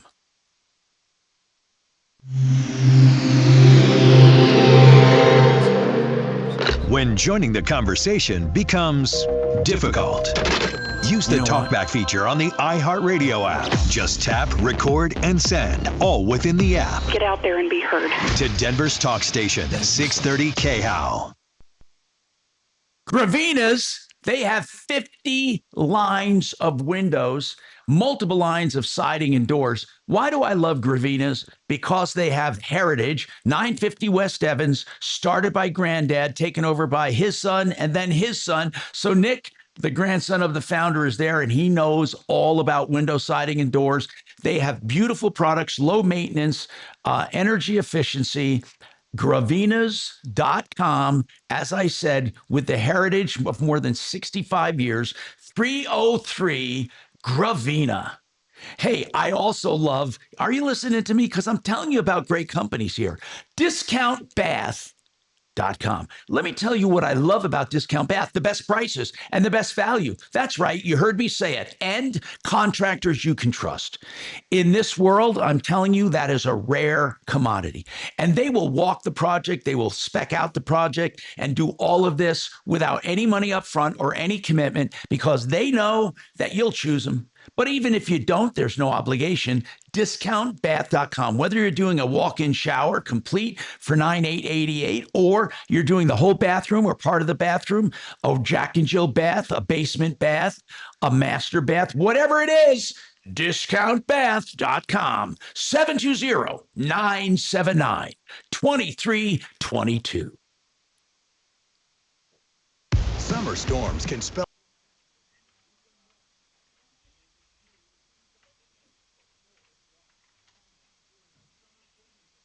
I got you.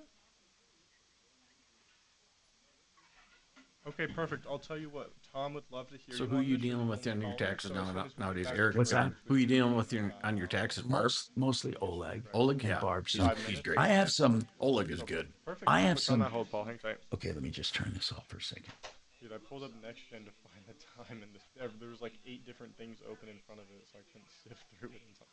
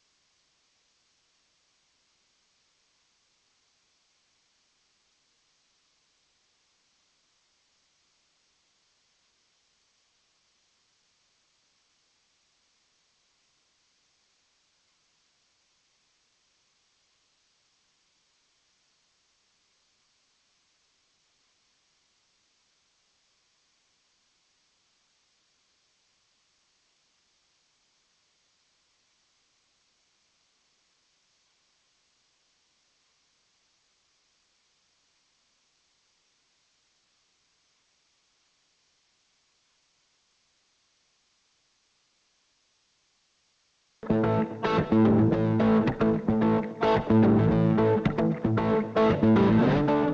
Tom Martino here. Welcome to the show. 303-713-TALK, 713-8255. Don't forget denverregen.com for stem cell therapy. I know there are a lot of people with similar names. I am telling you, denverregen.com. Great service for me and everyone I've referred. denverregen.com. Let's talk to Paul. Hey, Paul. Welcome to the show. What's going on, Paul? Well, hi, Tom. Interesting story. Last night at 7:30 in the evening, I get a call from someone who purports to be from my bank, U.S. Bank. Yep. Scam. Thank you for calling. What did they say? Yeah. Well, they said that they're calling specifically about the potential to inquire about potential fraud on my debit card. And they asked if I had been out of state. They obviously knew my name. They knew my phone number, which is a few years, old, this number. And I said, well, I haven't been out of state using the card. They said there were 3 transactions. They mentioned one of them was Target, whatever. I suppose I could have used a Target, but not out of state. And I said, well, I don't use my debit card. I've never used my debit card ever. So I knew right away something was up. And then they started giving me, saying, well, that's okay. We've stopped the charges. And I meanwhile, while I'm talking to them, I'm logging on to my account and seeing there are nothing coming out of my checking account, nothing on my credit cards. So I made sure you're talking about my debit card, right? Not my credit cards. And they said yes. So nothing fraudulent was showing up. Right. And then what did they? Here's what I want to know. Where's the take? What did they want? Well, it never got that far. They wanted to verify me, and then they started asking questions, but they never. I stopped them right away. I said, I'm not giving you any information. I'll call U.S. Bank. And they said, well, you could see that the number we called you from was the U.S. Bank number on the back of your card. I said, yeah, but it's easy to spoof. So I'm not giving you any information. Smart. Smart. Their ID. I asked for their ID, and they refused to give it. And they said, well, that's all right. The charges will just go through. Yeah, so I hung up. you. I called U.S. Bank fraud department right away, and I explained the situation, and they said that card number, because I still physically had the card, but I had never used it. I just threw it in my lockbox at home, and it had expired in 2022. So I wasn't even sure where I had it. I assumed it was in my lockbox. So I looked it up. When I'm talking to a legitimate U.S. bank over the phone, I'm giving them the number, and they said, well, that's curious. It's assigned to a different person and at a different address. But it's that number. My debit card number is assigned to someone else. Wow. So I said, how could that be? And they wouldn't give me any more information, understandably. Your bank actually told you this. Yes. Wow. So then I just came back from a meeting with the branch. I spent the last 2 hours there just now. And they confirmed that they had fraud on the line with them while I'm sitting down with them, and I'm recording it while I'm sitting at the desk. And they said that, yes, it was assigned. That number is currently assigned as of 2024 to someone else's name. God, and but it's it's tied to your account. They could literally take money out of your account. No. My number on my debit card was assigned to someone else. It's their account. Nothing is coming out of my account. So I said, well, is it your policy to recycle numbers? It seems a little strange. I mean, I understand there's potential for needing to recycle them, but there should be some policy. I recycle it after 10 years or whatever, right? And they said, no, there's a policy of not recycling numbers. I said, well, clearly there's been an error here. someone in U.S. Bank recycled my number, even though my number is, has expired. And so so I demanded that a letter be generated and sent to me stating that policy. But why? But hold on. If the number is assigned to another name and another account, and it can never come back to haunt you, tell me what the problem is. And I don't mean to be a wise guy, but who cares now? No. Who cares, right? Who cares? Ultimately, well, on two different levels. One level is, I know it's not. You're correct. It's not a direct fraud. Nothing's coming out of my account. It's just a recycling. It sounds pretty weird to me, but then again, who cares? I come back to the who cares. Well, my concern was that it opens up the door that in some database, this person was able to find out that I had a U.S. Bank debit card. That's right. That was assigned to me, and they had my name, number, and they knew I lived in Colorado. And that was because a door was open. The window was open just a little bit. It wasn't complete fraud or anything like that. I shut it down early enough. Got it. That's got it. I didn't like the idea that the policy exists. Supposedly, the policy exists, and it was not followed. Got it. And it's a concern for me that the database is out there somewhere. And I'm pretty careful. No one can be 100% perfect in these days with the online, all the databases. There's plenty of breaches. But some breach occurred somewhere that allowed for this, and that was my concern. So I wanted to do two things. One, to document it so I'm protected in the future in case something else happens. And secondly, for them to follow up. And the person on the phone, while I was in the branch saying, well, we need to take this card. Got it. Your card. And I said, you're not taking my card. I'm not using it fraudulently. It's expired. It's my property. You're not taking it. Right. And they said, that's not happening. No way, no how. Okay. So where does this all stand now, brother? So now the person at the desk, the agent, typed it all up, sent in a complaint, filed the complaint for me. So I have a reference number, and supposedly in a couple of days, whatever, a week, sometime next week, presumably, I'll hear back. I'm basically just looking for a letter, and that's it. And I just wanted to let you folks and your audience know that this kind of thing exists. That is a really, you know what? That's a really good heads up. Wouldn't you say, D? I mean, I would have never thought that, the card was recycled and used again. Certainly they have enough numbers, for God's sakes. It sounds rank to me.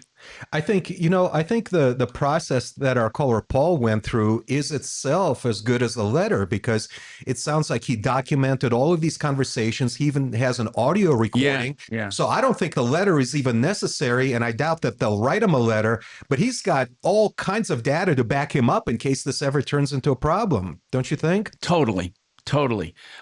Man, I thank you for this information. I really do, by the way.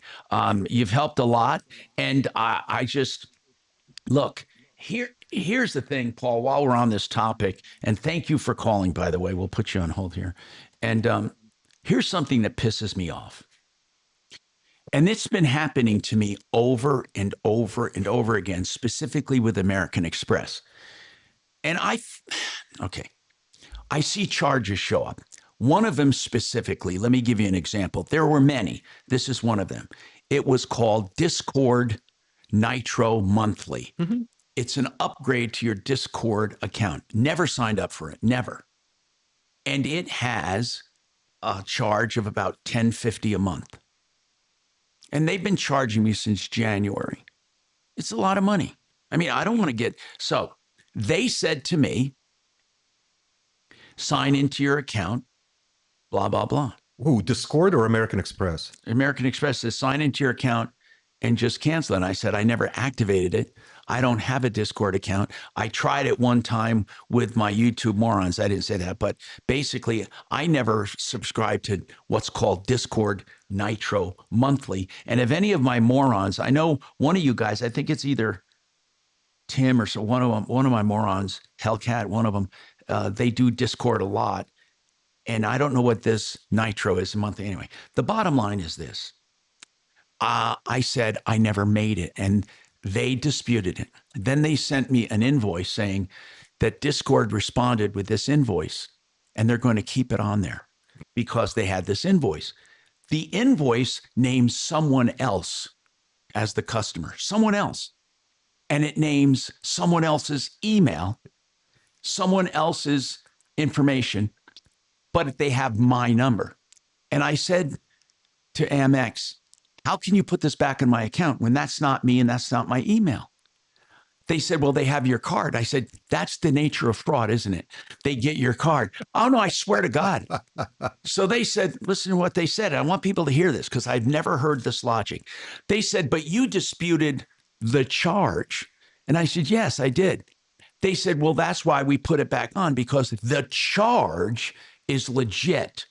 What you have to do is report fraud. And I said, wait a minute. You're telling me for every charge that I don't recognize, I have to make the choice whether it is a dispute or a fraud. And they said, yes. If it's a fraud, we'll take it off and we'll investigate it just like you said with that invoice. But if you simply dispute the charge, we're simply looking at the charge itself and whether or not it had an authorization number and whether they had the card number correct and all of that. And whether the amount was correct. Tommy, it makes sense. I'm serious. I'm on American Express's side because really? Okay. The difference is if, let's say, King Supers charges me $80 when I only signed for $32, that's disputing a charge. That's what they said. That's what they said. That's what that is. Fraud is what you experienced, which is somebody buying this. Okay. And by the way, and you agree with them. But how would I know when I see it at first whether it's fraud or because if I don't recognize it at all, it's fraud. Yeah. Okay. Well, I know how they got your card number. How? You keep buying 10 pair of jeans for $32 from China. What do you think is going to happen to your credit card number? By the way, on that one, okay, never mind. I'm going to talk about it after the break. I want to talk to you guys. If you do games and in between the games you see these ads or Instagram ads, I want to talk about them. I do. I want to talk about this because this is on my mind right now. Plus, we have Atlas CPAs and Accounting, and I have questions for them coming up. 303-713-TALK, 713-8255. Water Pros, you know how I feel about them. They're a lifesaver to me. They have saved my plumbing, my clothes, my laundry. They have saved my drinking water. You need, if you do nothing else, drinking water starting at $1,100 for reverse osmosis fully installed, or a whole house system for $3,600. I'm going to tell you this, pass it around. If you need a water system, Paul the Waterman is the best prices, the best technology. No one can beat him. No one.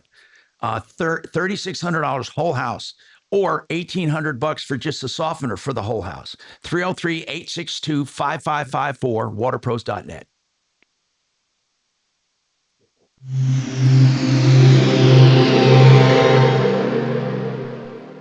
KRFX HD2 Denver. KHOW Denver. Denver's talk station. An iHeart radio station. Guaranteed human. Now, impact traffic. Yeah, we still have a delay on 270. A semi has been broken down heading eastbound near Vasquez. Right side of the highway still blocked up. They do have a large tow in there finally, and they should be able to clear this out shortly. But unfortunately, whenever you're ready for coffee, eastbound and westbound's been pretty slow coming through. Also, I-25 as you're coming south into downtown's a little sluggish. A little bit of traffic. You're getting water. I have that good reverse osmosis water to the right of my faucet. Tiny faucet on the right side. With traffic, I'm Jonathan Steele. This report is sponsored by Red Pilled America. Has socialism ever worked? This week on Red Pilled America, we tell the story of a fascinating community that proves once and for all whether socialism could work in the U.S. Listen to Red Pilled America on the iHeart Radio app. That's Red Pilled America. Hey, I want to tell you about our partner, John Clace, who can be your partner in lending.com. If you're looking for a loan of any kind, like the all-in-one amazing loan where every dime you have in the bank counts against your average daily balance to lower your interest, or a reverse loan, or even a conventional loan, John Clace can handle it. He is a branch manager for CMG Home Loans, so why don't you contact him immediately for help? And that is the great thing about the all-in-one loan. You control your interest. Partner in lending.com. partnerinlending.com. That's partnerinlending.com. Man, I am happy to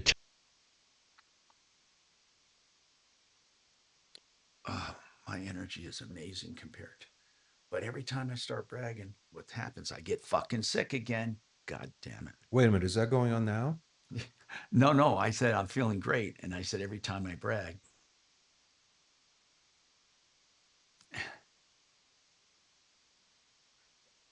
I don't know, man. I don't know if I'll ever be normal. Seriously.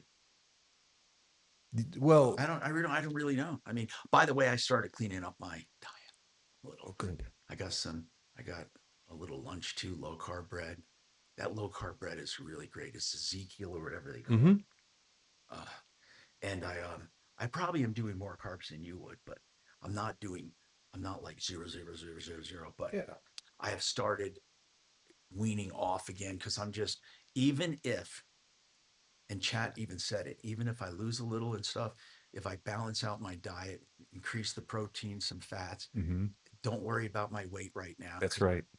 Just get to that's health. right. Get to health. Just keep eating, just little, like 200 little meals a day. Just the stuff you like. Yeah.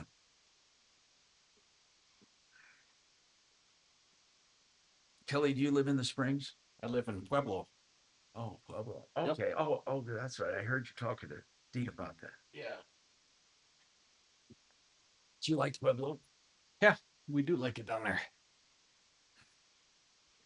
But I run the Colorado Springs office too, so I go up there 3 times a week or something like that. So.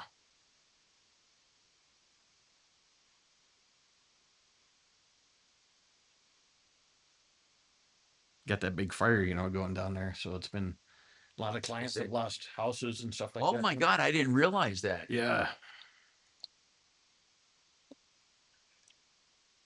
We probably know 10 people that were affected by it, lost houses and things. So.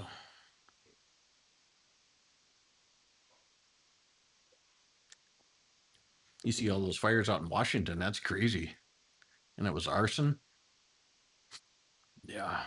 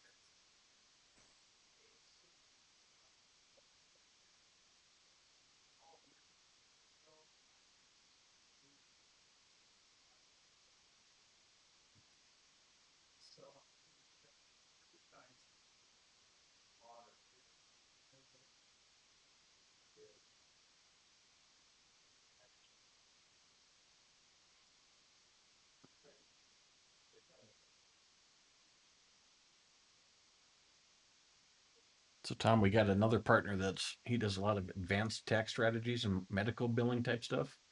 He's really wanting to get on your show too at some point, so we should get him on there one day. Yeah, I'll introduce you when I leave.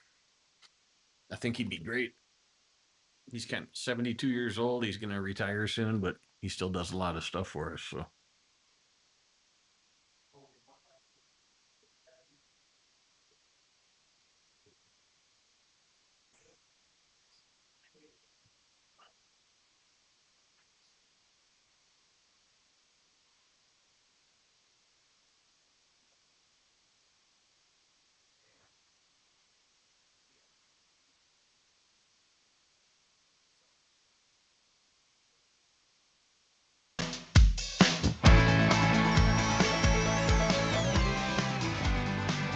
Hey, I'm Tom Martino. Welcome to the show, 303-713-8255. Vestera Turnkey, by the way, is if you want to be a landlord, okay? And they really hold your hand through the whole process. And what And I have 4 houses with him. In fact, my daughter actually works with Barry right now, which is great. She's getting a real estate license, but she works with him behind the scenes. Anyway, we're having a seminar on the 22nd, but don't wait for that. You can go and find out about the seminar, and then also give him a call. If you go to this, mybiggestrureturn.com, okay? And then you'll find out more about the program, mybiggestrureturn.com. So Kelly Clavin is with us from Atlas CPAs and Advisors, and we're talking about, taxes and businesses and all of that. And Kelly, one of the things I want to know, let's just be basic here, because I know a lot of small business people struggling, and I don't mean struggling because of the economy. I just mean just getting life straight. What are some of the things you most often find they get wrong with accounting or bookkeeping where you say, oh God, not again? Is there anything that comes to mind when it comes to bookkeeping or accounting or taxes for small to medium-sized businesses? Yeah, a lot of times we'll get stuff at the end of the year and they haven't reconciled like their bank account, just a simple thing like that. And that really corrects a lot of things for us if they reconcile those accounts. So you just mean balance them. Balancing them out. Yes, correct. Now, do a lot of people use QuickBooks? Yeah. And does it make it easier for you if they have a QuickBooks account? I think 90% of our clients are probably on QuickBooks or QuickBooks Online. Right. That's what I'm on. To. Yeah. And maybe the other 10% have just Excel spreadsheets and, other software that they use, but it's mostly QuickBooks nowadays. I told people, and see, I don't know if this is good or bad advice. At the very least, keep track of this. All money in, and I mean, if you don't have an accounting software or anything, just all money in and what it was for, and all money out and what it was for. And then you guys can put that together on a monthly basis, right? Yeah. If I just kept track of every dime in and every dime out, for example, if some money went out for my kid, or some money went out for me, or money came in from a customer, or money came in from interest, if I did nothing more than money in and money out, that's what bookkeeping is: money in and money out, right? Pretty much, yeah. If you're like I said, if you reconcile your accounts, it's all going to show up somewhere, and then we can sort it out where it needs to go and go from there. And so how are you talking about monthly reconciliation? Yes, monthly reconciliations, definitely yearly at the end of the year if we need to for taxes. Okay. Now, as far as keeping track of business books, do you like QuickBooks? Yeah, we do like QuickBooks. Isn't that becoming like the standard almost? Yeah, pretty much, because QuickBooks Online, the client can share access with us and we can get in there without having to share backups back and forth. So it makes it much easier for us. Somebody wants to know, as an Uber or DoorDash driver, what do they get to deduct as business expenses? And let's talk about how deductions work. Basically, deductions lower your gross income, right? Correct, yes. And they lower them because it is allowed that you spend this money to make money. Correct. That's a simple explanation. Yep. So with a deduction, what are some of the things an Uber or DoorDash or Lyft or any of those, what do those gig workers get to deduct? Now, most of them, it's just going to be, a lot of it's going to be mileage. They deduct their mileage, which covers all of the depreciation, expenses for repairs and things like gas. So they don't keep track of their monthly payments and their maintenance and all that. It's easier to just take the mileage. Yeah. And the mileage is like 70. And that includes everything. Yeah, correct. Yep. And that works? Yeah, that's the best way to do it. Yep. All right. If you guys have any questions, problems, or complaints regarding taxes, we have some specific tax questions as well. And that's really important. We need to talk about that coming up. 303-713-TALK, 713-8255. Don't forget, Gravina's has the greatest windows, the greatest selection of windows, 950 West Evans, 303 Gravina.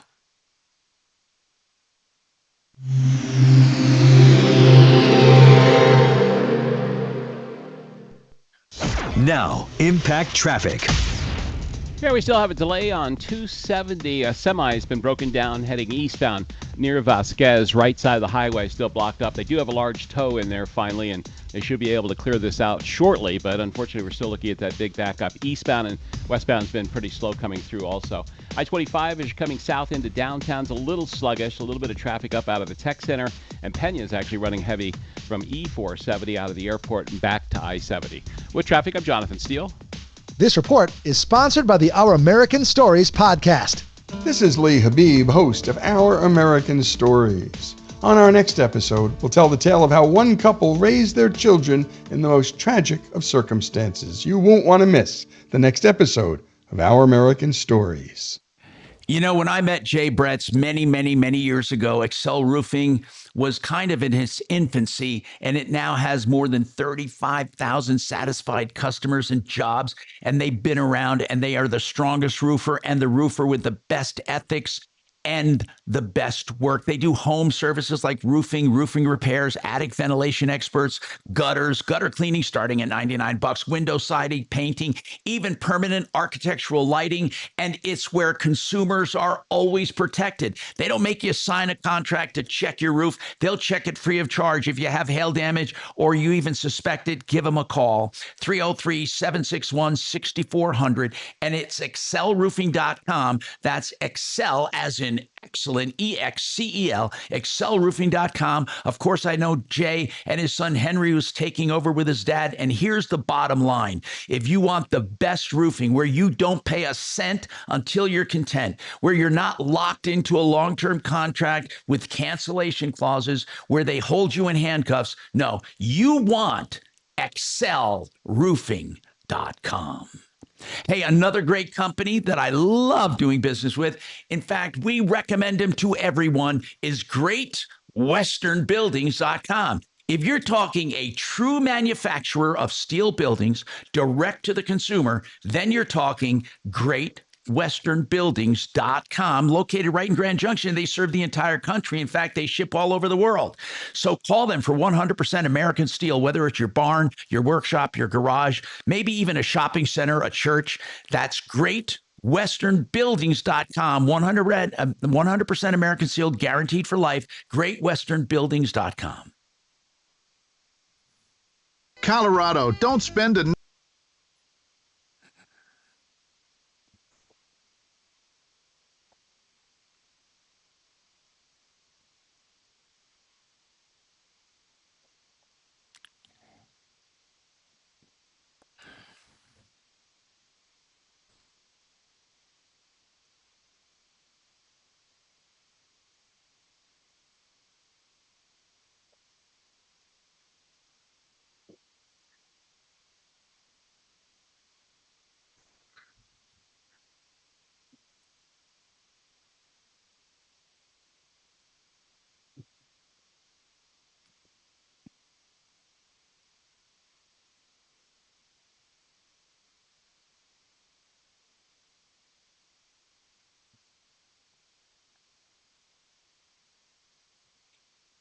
Mm-mm.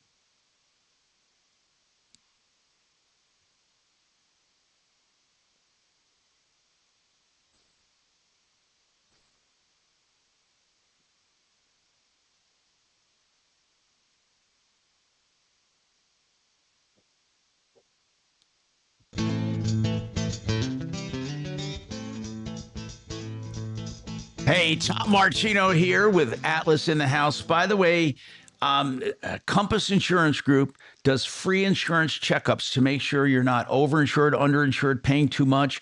That's Compass Insurance. That's 303-996-9000.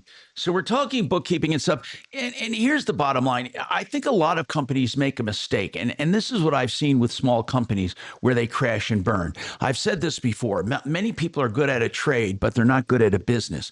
And I think all business people, if you're good at a trade, you need to have someone good at business or you're going to crash and burn. That means when you take in a down payment, you know it's for that job. You keep it for that job. You don't commingle funds. You don't run out of money. You manage cash flow. And this is the most important thing. People make money and they feel like it's their money and they need to put money aside for taxes. How many times, Kelly, have you had companies where you said, guys, you've made this much money, and they say, no, we didn't. And they say, you're going to owe this much, and they don't have it. Yeah, oh, that happens all the time. Yeah, all the time. Yeah, I think it's one of the biggest problems is they make money and do not account for the government. They don't account for it. No matter what your feelings are, who pays taxes, when they pay them all. For now, the law is you got to put away taxes. What would you put away for a business in general? 30%? Yeah, 25 to 30%. We always recommend. Just put it in a bank account. Listen, if you get to keep it at the end of the year, all the better. Right. Dave, welcome to the show. Our number is 303-713-TALK for the iHeart number, or 303 Martino 24/7, 303-627-8466. Dave, what's going on?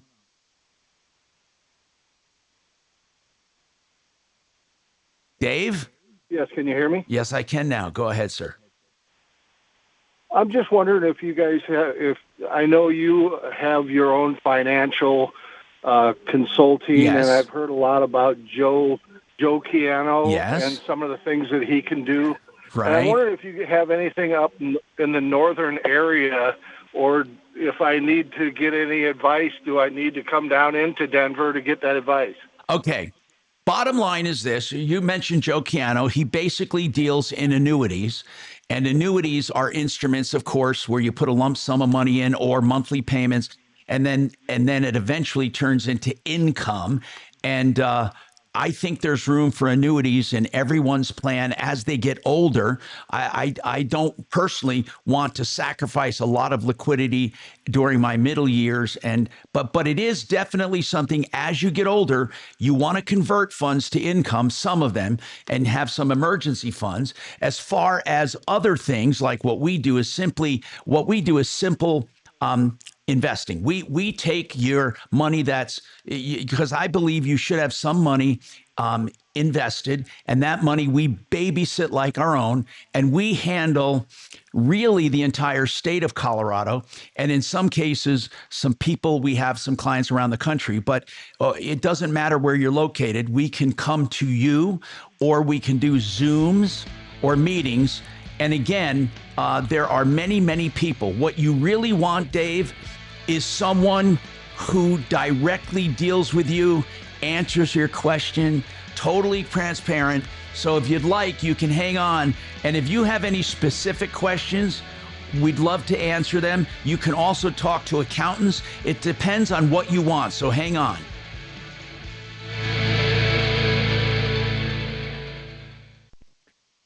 Actually, he can hang on and ask specific questions, and we can get some people to answer if we have to.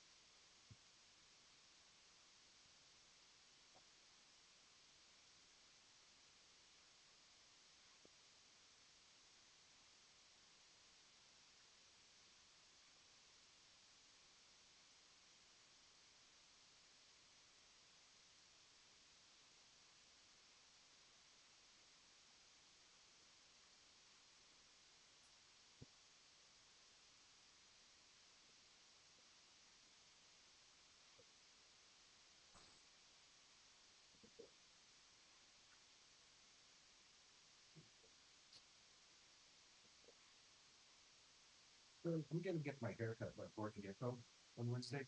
Yeah. Like who? Gordon Gekko. Yeah, do it. Yeah. Yeah. Yeah. And I'm going to get some of these shirts with contrasting collars and cuffs. You look just like him. Yeah, that's what I'm thinking. I Do really it. love this stuff a lot. And Yeah. his double-breasted suits that look so cool. Yeah. And I think that look is right for a comeback. Yeah. Yeah. For sure. And I'll be way ahead of the curve. You will be, definitely. Now, I'm not going to get the Cartier Santos watch. Yeah. Those are $53,000. Yeah, no, probably not. Pass on that one. But I'll pick up a Rolex Ready. Yeah. Which I figure will be close enough. It'll be close enough. Nobody will know. No. Is Dave still on the line? Yes. Yeah, great stuff.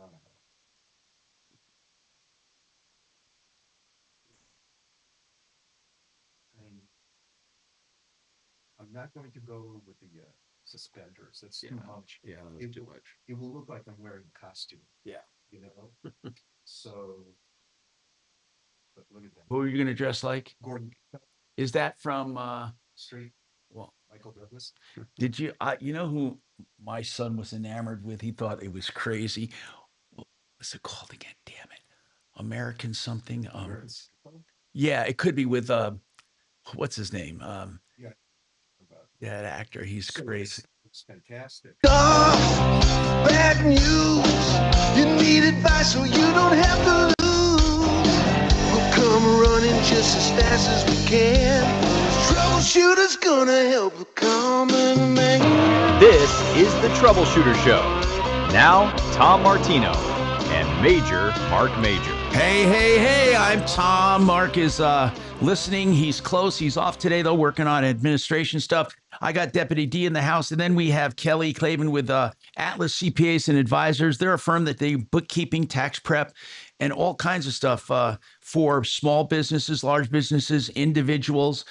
Dave has a question about money, I believe, or whatever he has a question about. He's on. Dave, welcome to the show. Our number is 303 Martino, 303-627-8466 or 303-713-TALK, 713-8255. What's going on, Dave? Just a couple other quick questions. Sure. You had mentioned that Joe Cano is basically about annuities, and Right. maybe that's going to fall into what I'm about to ask you. I have a house that I'm going to have paid off here in the next, that I'm currently renting out, that I will have paid off here in about 6 months. And I've heard different ways, or I'm looking for different words of advice as far as possibly reinvesting that money before I lose that 2.5% rate that I have on that house. Well, what do you mean before you lose Is there it? a better Now, alternative? well, what do you mean? Like you're gonna sell the house, though, right? No, I'm renting it out currently. I mean, is it smarter to pay it off here in? Well, let me see. How old are you, Dave? I'm 62. Okay. At 62, a lot depends on your individual circumstances. Is that house making you money, or does it continue to increase in value? Either one. Is it actually making you cash flow? Yes. How much cash flow in a year does it make you? Well, my current payment's about $1,200, $1,300, and I'm renting it out for $23. Okay. But after expenses and everything, what would you say your net income is at the end of a year? Oh, I would guesstimate 6 times 12, so $7,000. Okay. So how much is the principal balance on that? How much equity do you have? What do I have? Let me ask you, how much equity do you have? It's almost paid off, Tom. So it's I know, paid off but in what's 4 the house months, worth? I don't know. I'm asking. That's why I'm asking. 600. 600. So you would make about you would clear about 600,000, right? Yep. And do you have to pay any of that in taxes, or was that a primary residence ever, or has it been a rental? It was a primary. It's been a rental for 8 years. Okay, so you're going to have to pay above and beyond your basis. You're going to have to pay a capital gains tax. You understand that, right? Yeah. So if you take your basis and you add up everything you've put into that house, permanent improvements and stuff like that, how much will your actual profit be? Like you have a loan on it right now, but if you subtract what you paid for the house, you can sell it for how much? 600? Yeah. Okay. Now, at 600,000, how much did you pay for it? 90. Oh, and did you depreciate it over the years? Because I don't know what you mean by that. Okay, let's just. I'm going to make it more simple. So it's worth about 600. You paid about 90. How much did you put into that house with improvements, carpeting, painting, roofing, that you actually paid? How much? Not insurance paid, but you paid. What improvements have you put into that house? I would guesstimate about 100,000. Okay. So what I'm doing is keeping track of this. And what I see is this. Roughly, you have, and Kelly with Atlas CPAs, he has roughly $410,000 of gain. That means, and you do understand, because it's a rental, unless you move into it for 2 years, you're going to have to pay some taxes on that. Yeah. Okay. So if you're prepared for that, what tax would be on that? 30% roughly? Yeah, he's going to have to recapture any depreciation. That's what I meant. He didn't know about depreciation. So I'm going to ask you about this. That $90,000, I assume, did you have an accountant write off part of the house as depreciation over the years? Yes. So has it been completely depreciated? How many years did you say it's been a rental? 8. Do you think it's likely been completely depreciated over 8 years? No, it's 27 and a half years for a rental. So no, it's probably taking a third of it, maybe, Maybe a third of it. So you're going to have to recapture some gain there. So you're going to have about 410 plus about a third of that 90, about 30,000. So you're going to have about 450. Let's just say 450 in gain. Okay. So understand this. You're going to have to pay taxes. Let's say this is a rough estimate, 450. And what percentage rate do we figure for capital gains? It just depends on his other income. That's right. How much do you make a year? 120. He's going to have about 30%, do you think? He's probably going to be at least 15% capital gains tax, plus a 5 net investment income tax of 3.8%. So about 20%. Plus Colorado, so you're going to be 25%. Let's just say 25%. So so basically you're going to have to pay 112 of that in taxes. Okay.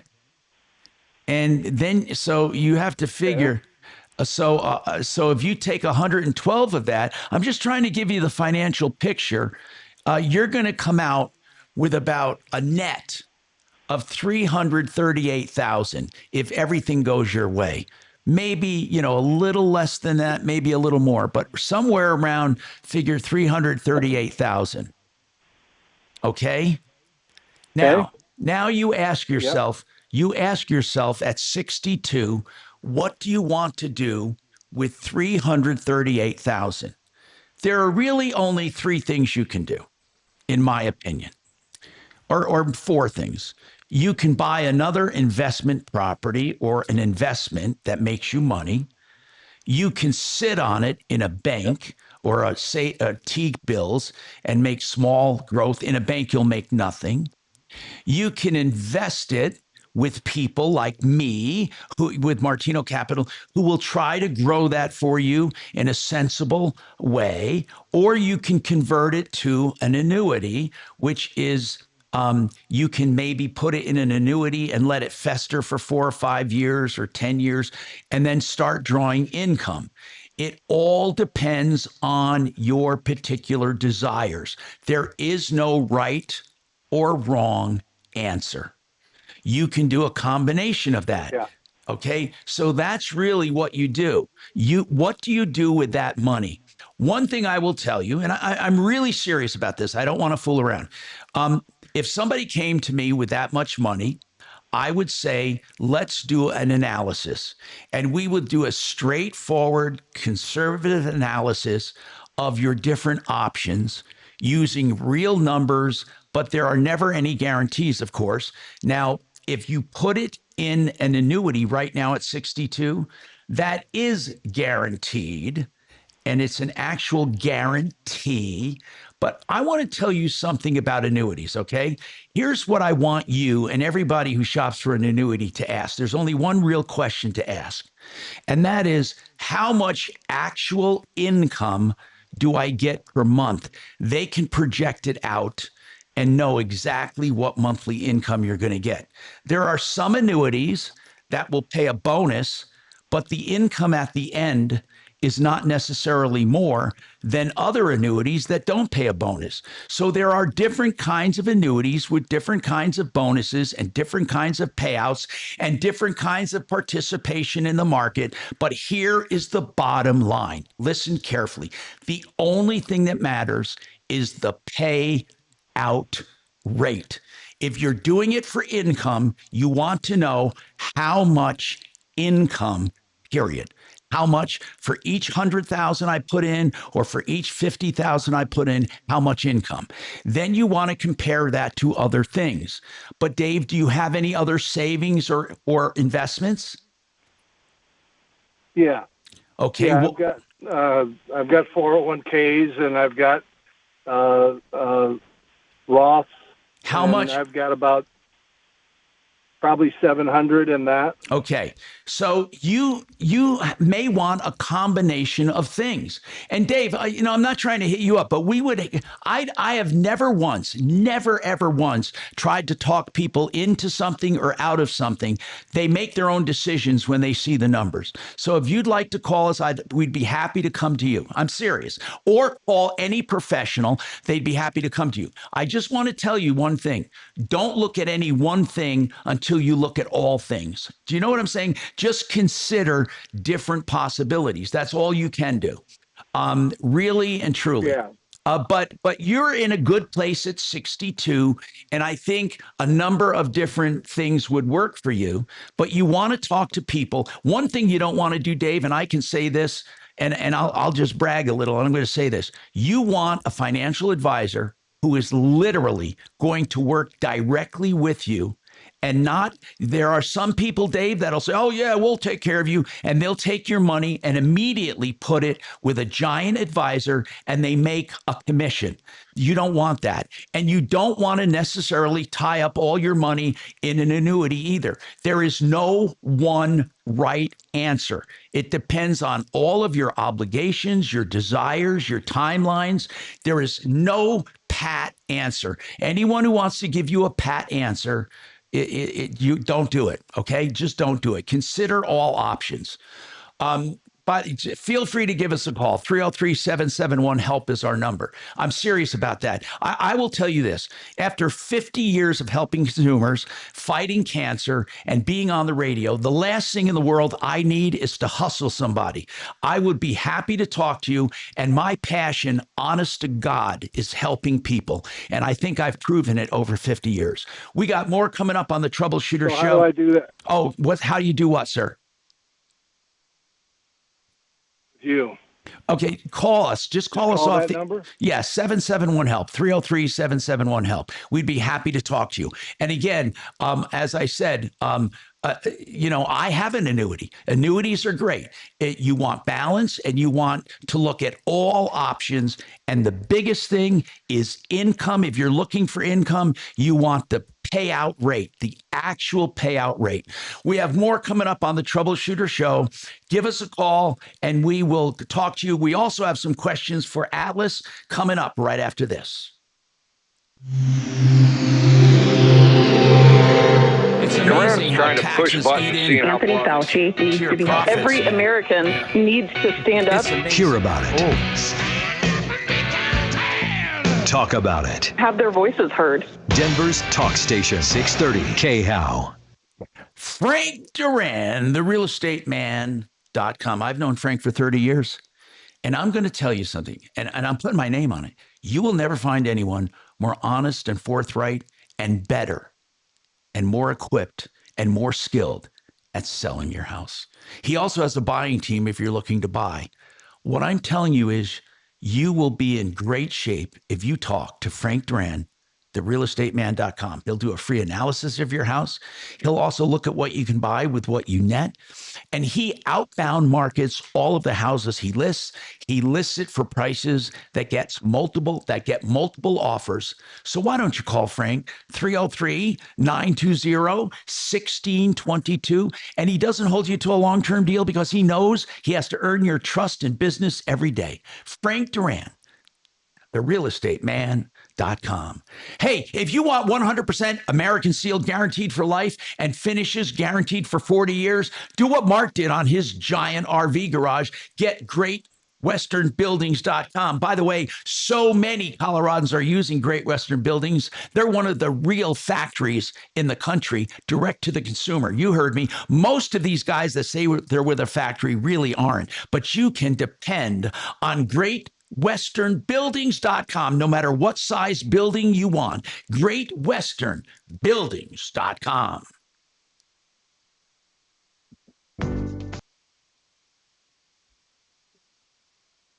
Tom, are any of those suits that you used to wear double-breasted? Are any of your... I think I have one. Just one? I think I have one. I think I have a jacket, though, a black jacket that's double-breasted. And then I have, I still need to get to you with those. I have a lot of clothes, man, that I'll never fit into. And this will be perfect for my Gordon Gekko style. I also need some shirts with a contrasting collar and cuffs. Yeah, right. I really need to stop talking and just bring them over here. I really do. I mean, they're going to waste. I have so many good things. Korean lady that will make them look like tailored for me. How tall are you? 6. Oh, you're taller than... I wear a 42R or L, depending on... No, I got those. I got 42s. And then, but your inseam is what, about? 30. Okay, you're going to be perfect. Mm-hmm. Between 30 and 32, depending on the cut of the pants. Kelly, this Korean lady is a miracle worker. Really? Yeah. Yeah. And she doesn't speak English, even though it looks like she's been here since the 50s. But did you take back your business card? Oh, yeah. Tom took a picture of it. Oh, yeah, no, I put it in. And so she can make, I've lost a ton of weight in the last few years because I'm on a ketogenic food plan. Best thing I've ever done. Really? And for health. Yeah, that and testosterone pellets. Oh, Kelly, changed my life. Changed my fucking life. Testosterone pellets? Yeah. They're like time release pellets that last 6 months.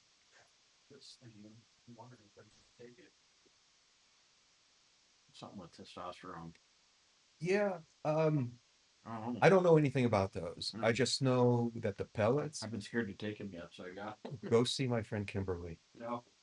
So listen, so because of that, my suits, and I have really great like Hugo Boss suits, and maybe 8 of them, and they were too big for me. So I took them into the Korean lady. Wow. They look like they just came out of the factory. Really? Built for me. That's funny. And she even like the padding in the shoulders kind of dries out and it begins to look slightly wrinkled and the shape above the shoulder. Yeah. She fixed all that for me like that. I don't know how, but there's no, one of them had a moth damage. Yeah. She fixed the moth damage. That's cool. Yeah. And super cheap too. You know, you pay her in cash if you know what I mean. Yeah, right. And nice. It takes her a week or two, and then I get a call. I know it's from her because I can't understand the voicemail. Yeah. But I know then I hear, I need to go pick up my stuff at the tailor shop. That's right. Yeah. No, that's funny. It is funny. I've gotten hooked on Korean shows, TV shows. What? Oh, I watch so many of them. So many. Oh, well, I don't do the subtitles. I want them where they dub in the English language. That's what I use. That's what she has playing in her. I love it. Oh my God. I listen to her. Excuse me, the shows so much. The TV is on constantly. Yeah. And it's Korean shows. I watch them all the time. And I can't believe why. What's so interesting about Korean shows? I just love. They're so much like Americans, but funnier. And I swear to God, their shows are so creative. I really do. I see now Netflix feeds me so many of them because I didn't realize there were so many. Everything produced in Korea. Oh, yeah, of course. And they're so American, kind of like the plots and stuff, but the people are just so emotional and over the top. It's great. Like bad guy shows, comedies, so melodramatic. Fences. Oh my God, yes, it's so much fun. That is actually pretty funny.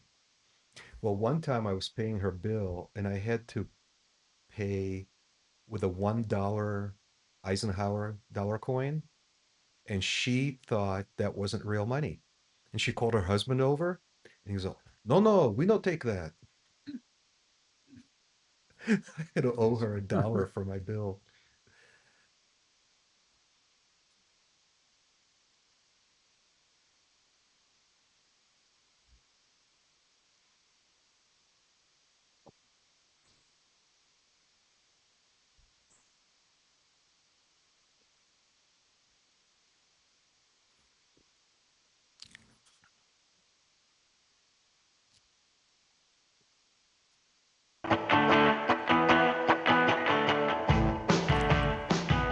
Hi, Tom Martino here. Welcome to the show. 303-713-8255. Let's talk about bookkeeping and making money and businesses. Somebody wants to know about an entity. We're talking to Atlas CPAs and Advisors. Kelly is with us. He's one of the partners. And somebody wants to know, I'm starting a business, a side hustle. What should I use as an entity, or should I just do it in my name? So many people have this question, and let's just go over the entities. First of all, you have yourself as an individual. You have the next easiest one, which is an LLC. Then you have an S Corp, and you have a C Corp. Are they the basic entities right there? Yeah, they're pretty much the basic entities. I mean, we recommend doing a Schedule C until you hit maybe 20 or 30,000 of net income. And a Schedule C is simply keeping track of it as an individual. Correct, yes. Now, why is 20 or 30 the cutoff for you? Well, because then once you get above that, if you switch to an S corporation, you'll start saving money on self-employment tax. Oh, really? Okay. And how do you save doing that? Because S corp income is not subject to self-employment tax. Only your wages are that come through. Okay, so with an S corp is an LLC kind of like an S corp? Yeah, you can have an LLC and then make an election to be taxed as an S corporation. And what that means is this: you can take money out as wages, or you can take money out as profit, right? Correct. Yeah. Are you forced to take wages? Well, you're forced to do a reasonable compensation to whatever type of. So you can't say, I'm going to take all profit and therefore bypass all wage taxes, right? Right. So bottom line is, if you have like 100,000 of net income at the end of the year, we can maybe say you have 30,000 of income, wages, and the other 70,000 would be not subject to self-employment tax. Okay. That's where the benefit comes in of an entity. Correct, yes. Also liability things too sometimes. Liability for sure, yes. Although a lot of people make a mistake. They have an entity like an LLC, but they start buying things in the LLC, which gives the LLC some wealth. And you don't ever want your LLC or corp to get rich, do you? Unless, of course, it's like a major corporation, like, you know what I'm talking about, like GE or something. I'm talking about, for most of us, we want our entities to be mean and lean, right? Right. You want to keep the retained earning as low as you can. So just because of legal, if you were to get sued or something someday, but. Kelly, I'm sure that Atlas CPAs works a lot with people who have questions about retirement accounts. And there are so many, right? So I'm self-employed, I own an LLC, and I had a 401k that I rolled over into a rollover IRA at a brokerage house. And I make an annual contribution to it. Whatever the maximum is, I think it's either 8 or 8,500, something like that. Yeah. But I was told over there that there's also a different kind of a self-employed IRA account where I can contribute. I think the guy said like 50. Are you talking about a SEP? Is he talking about a SEP? Yeah. So you could do a SEP where you would contribute 25% of your salary for the year. But there's also a defined benefit plan where you can contribute a lot more. So. Yeah, this guy said it's like, I'm not kidding, like 50,000 a year. Right. Yeah. Does it have to be a certain percentage of maximum percentage of my pay, or can I just write a check regardless of how much I got paid? You can never do all of your income. Yeah, it's based off your pay. So you got to talk to your financial advisor to see what type of plan you have. But that means I have to take a lot more pay out of this. Right. That's right. It doesn't go straight from profit into retirement, except if you have a 401k, in your case, no employees, you could have a solo 401k. A solo 401k, you would make a contribution from the company to their employee, and then you as an employee would make a contribution for a total of now, what, 54? Yeah. 56? Oh, that's what the guy was telling me about, $56,000 a year. It's a solo 401k. Explain how that works, Kelly. Before you go into that detail, does that mean that the LLC is not going to pay income tax on that contribution? Right. And then I don't have to pay income tax on that contribution. Right. That's right. It's a miracle. Well, I'm surprised you don't have a solo 401k, but there is some drawback. Well, not drawback, but to have a solo 401k, you have to have earned income as an employee. Right. It can't be 1099 and it can't be profit. Well, that's not much of a downside. No, because what Atlas did for me, well, I've had all kinds of retirements, and then I phased out with income and stuff. But what Atlas did for me, and Eric specifically, what he did was the math. He said, okay, if you have a solo 401k, this is what you get to put away, but this is what it costs you to have it. Meaning you're an employee, you have this, you have that, you have this, you have that. And then you do the math. What are these, this and that? I know this being like Social Security, Medicare, Medicare, but I don't have to buy like workers' comp for me or anything, right? So, and you have to have enough money. You have to have enough money paid to you in order to put the max in. You can't take the max to be 100% of your salary. Right. Because I still need money to live on anyway, so it won't be 100% of my salary. But it could. But some people try to manipulate the numbers, so they put. But you can't put money in you don't have as income. That part totally makes sense. And you have to have enough income left over. Yeah. So it's a percentage of income. Yeah, I mean, but Atlas does all the math on that. So that is something. When you said talk to your tax advisor, that's you, right? I mean, that's your job. It's a solo 401k, and the only reason I call it solo is because it's you. Now, where it gets tricky is if you had other employees, because the law says you can't treat yourself better than your employees. I'll fire them all. So you have to have the same one. And so at a time when I had employees, they did math for me. And again, because I had the math worked, I still did it. But the math sometimes doesn't work. But they never let the owner of a company manipulate the books to be better than their employees. Okay, yeah. Well, and I wouldn't anyway, because I want it to be 100% legal, obviously, and 100% ethical. And I don't have to worry about employees because I have no employees. I sub everything out. So 401k is good. But then there's also called something a SEP. Explain what a SEP, self-employed, what?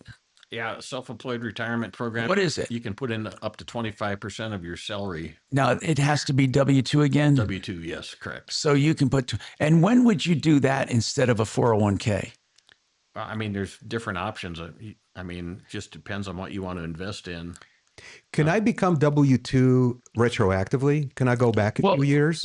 No, because you have to pay payroll taxes on your. You'd have to you'd have to amend your taxes. You'd have tremendous ton of penalties. and interest. So you'd have to do it like current year. You could do it this year at the end of the year. Go back to January 1st. But I can't go back X number of years. Well, because the benefit theoretically, that's right. Way the forward benefit. Totally outweigh. Yep. So, and I've always confused about an SEP versus a 401k. Can you have both? Yeah, you can have both. Yeah, different providers have different employees have different providers that can do that. So technically, if you're doing a 401k, you could possibly also do a SEP. If you had another job, yes. Meaning what? You can't do them both with the same job? Well, if you have a SEP, that'd be like you're self-employed and you're running. I see. And then the 401k is with the other income. Correct. Yeah. Okay, so but there are people that have two different gigs, right? They have a W-2 gig, and then they have a self-employed gig. Yeah, but there's like a maximum. It runs out in the 70,000 range somewhere in there. Yeah. You what? That's a maximum you can contribute. Okay. 72,000, I think it is. See, people, we have a lot to talk about. If you have any questions, give us a call, 303-713-TALK, 713-8255. Don't forget the beautiful walk-in custom showers, Italian porcelain. RenewHomeInnovations.com is a direct porcelain importer, and they do beautiful showers at the best prices for this porcelain. They're custom made in 2 or 3 days. You have a year to pay with no interest and no payments. 303-904-2000, RenewHomeInnovations.com.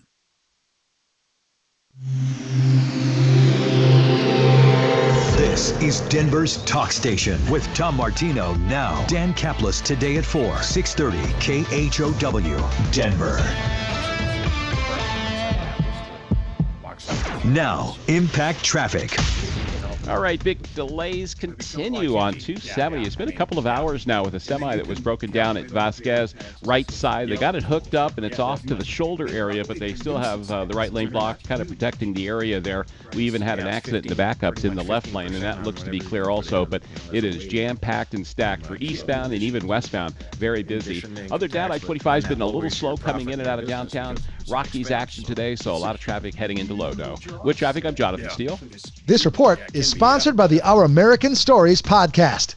This is Lee Habib, host of Our American Stories. On our next episode, we'll tell the tale of how one couple raised their children in the most tragic of circumstances. You won't want to miss the next episode of Our American Stories. You know, companies like Fix It 24/7 are rare commodities. The name says it all, Fix It. They want to keep your stuff running longer so you don't have to spend a lot of money. And then if you do have to have a replacement, they do free second opinions.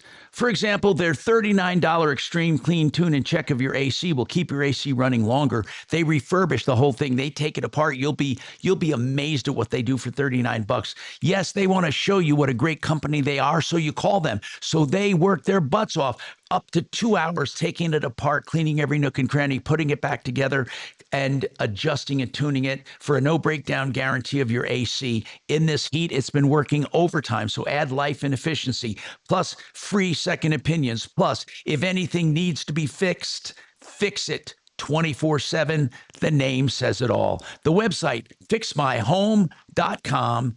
Book now. Fixmyhome.com. Book now. 720-526-3939.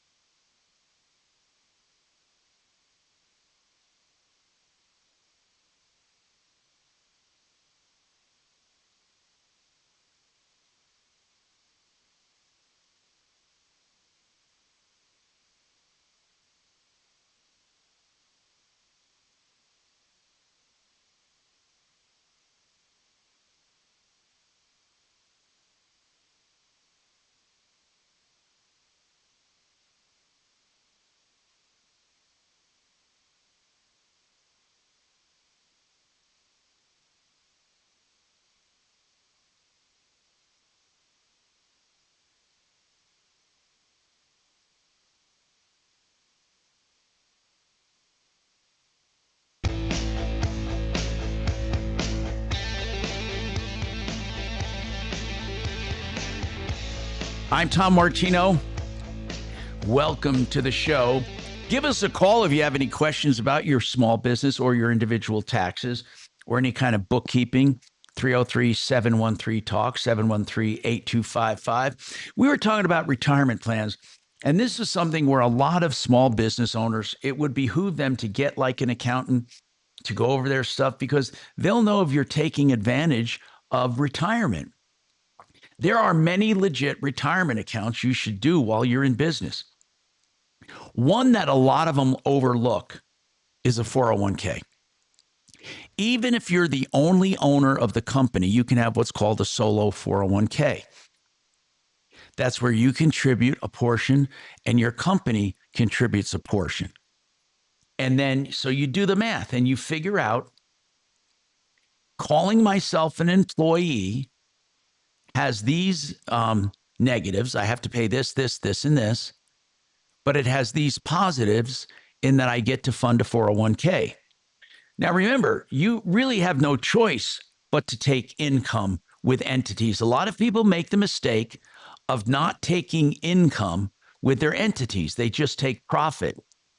Kelly, what are the chances of getting audited? I know a lot of people who have LLCs or S corps or all of that, and they don't take wages. They just suck all the money out as profit and therefore do not pay withholdings of any kind.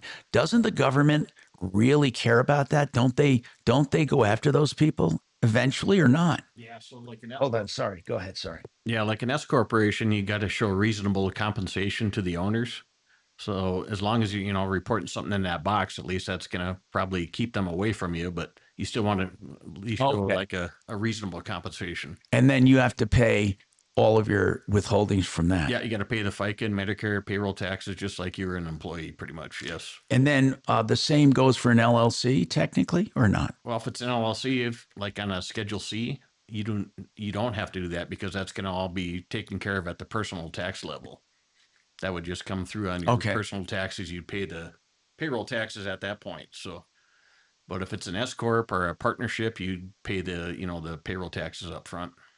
Okay, so anyway, one person asked, what's the biggest tax mistake a new owner makes? And I would say it's not accounting for taxes more than anything, wouldn't you say? Yeah, for sure. And then the other one is not getting all the deductions they have coming. Yeah, not keeping track of your deductions. If you're buying fixed assets, so you want to make sure we get the full depreciation on those assets each year. Someone says, does it behoove them or benefit them to have both themselves and their wives on the payroll? I mean, it would benefit their to have the spouse on the payroll just for Social Security reasons and in the future to make sure they've earned enough money to collect Social Security. But in the long run, it's not going to really affect the bottom line because it's in one pocket out the other. So okay, Michael, go ahead. What's going on? Yes, I took advantage of the solo 401k. I had a company help me set it up. I'm just a sole proprietor, textbook author, and online course developer. There's one very, very important part of a solo 401k, and that is reporting. And if you don't do this, if you don't do this, you'll be severely punished. You're right. But here's the thing on that. It's got to be worth more than $250,000 of value before you have to file. That's true, but that's a relatively small amount. Well, yeah. You're right about that. But and the worst part about this is the IRS and Department of Labor have separate systems that don't communicate very well. I got involved in a very difficult situation where the IRS just would not. They had their data was wrong, and I had fully complied, but it took me a long time to straighten the problem out. It was really a nightmare. No, I think it's a 5,500 or something, and if you don't file that, you're in big trouble. Yeah. I got a notice one time, and I was penalized, but mine at the time was under 250,000. So I simply wrote a letter that I'm not obligated to file, and they left me alone. But the fee was heavy. I think it was like a $55,000 or $65,000 penalty. Can you believe that, Michael? Yes. Yeah, it's It's like I think it's $250 a day. $250. Man, Michael, that's a good point. You're right. If you do a solo 401k, you better fill out this form. But the form is not difficult to fill out, but man, you better do it. It's a 5,500. And thank you, No, Michael. The Yeah, go ahead. difficult part is that there's two systems, the IRS and the Department of Labor, and they don't communicate very well. So that's another part that you really have to be aware of. Okay. Thank you very much for bringing that out. Are you saying, yeah, thank you. Is he saying you have to file with both of those agencies, the 5,500? I don't think so. I don't know. We don't file a lot of 5,500 as the plan administrators usually do that, but yeah, that's what I don't understand. I think that I'll ask my guy, but I think that you only file with one entity. Right. But maybe the IRS doesn't pick up on it. Somebody wants to know. Well, let me take this break and we have more coming up. 303-713-TALK, 713-8255. Now, impact traffic. Slowdowns leaving the downtown area. Southbound I-25, a stall in the right lane between University and Colorado Boulevard with slow traffic back from Downing. Otherwise, pretty quiet for the moment. We had a stall on I-270 eastbound at Vasquez, had the road closed for a couple minutes.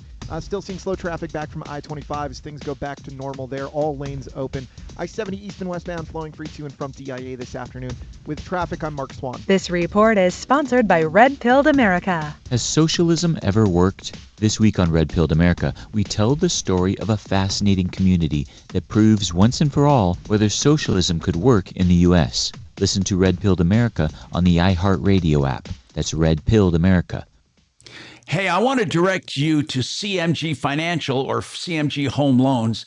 They are a giant mortgage banker, and we have John Clace right here in Denver as branch manager doing loans in as little as 2 to 3 weeks. Yeah. Now, if you want the all-in-one loan, it's a fantastic loan where every dime you keep with CMG in the bank for regular bills and stuff counts against your average daily balance, thereby lowering your effective interest rate. They also have reverse loans or any other kind of loan you need on real estate. So go to this website and find out more about John Clace. That's partnerinlending.com, partnerinlending.com. Maybe you've thought about how much time do I have? 4.5. Thank you. Appreciate it. No problem.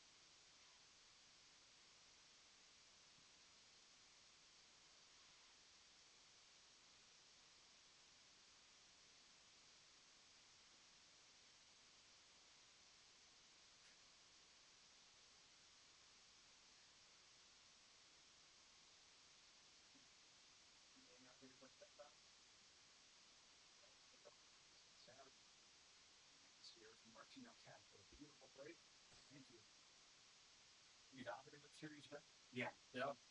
On the upper floor, I let her have a little, both bedrooms. That's nice. And the Jack and Jill, and she uses it like a little, and she works out of there, an office.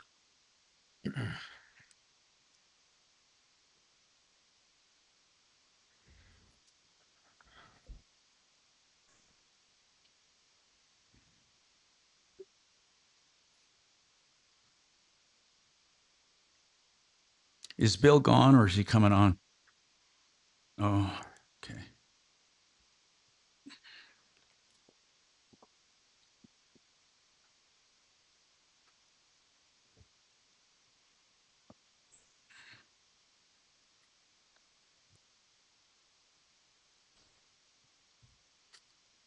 Well,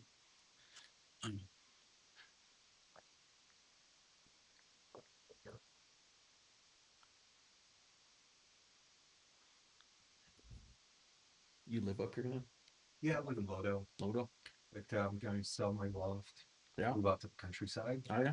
Become a gentleman rancher. Like out west or? East. East. Like, okay. I'm looking in Douglas County and Elbert County. Nice. Yeah, and found a wonderful property. You obviously know where Falcon is. Yeah. Oh, yeah. So this is in Elbert County, but if you draw a line north of Falcon and drive about 30 minutes, that's Okay. what it is. Just cool. Kiowa. Yeah. Well, I should have said Kiowa. Yeah, I know where Kiowa is. Yeah, I'm trying to put it in your perspective, but your perspective is no different than mine. Mhm. So, yeah. So, get some land, get some animals on it. That'd be nice, yeah. Totally get away. I have a siren under my window an average every 7 minutes. Really? I can imagine what it's not to my ears. Really? From what? Like police, fire. Oh, that's those kind of sirens, yeah. Oh my God. Yeah. Because I live right in like at ground zero of Lodo. Yeah. So anything that happens there. Right. Just crazy. Gunfire. Oh man, get out of there, huh? Oh man. There. That'll be nice. Yeah, there's a very troubled property, Larimer Square, that rents out their bar space to really bad bars. Really? Like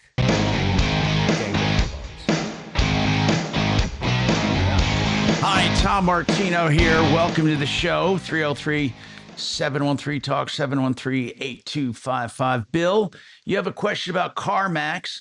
And what's happening with you, Bill? What's going on? They're shipping in from elsewhere with some CarMax in Loveland. And I'm just curious whether there's any problem with buying something from CarMax. Okay, whether you buy from CarMax or... What was your specific question? Are you afraid of like the heredity or the background of the car? Is that what you're worried about? No, I'm more interested in the company, whether they're straight up. I'm going to pay cash for it. Well, and I want to get the title. I want to get the title fairly quickly with cash. I don't want to sit there for 6 weeks and wait for it. Okay, but with every company, even when they have the title on premises, they have to fill out the transfer, and it will take a while to get it, but it should not take too long.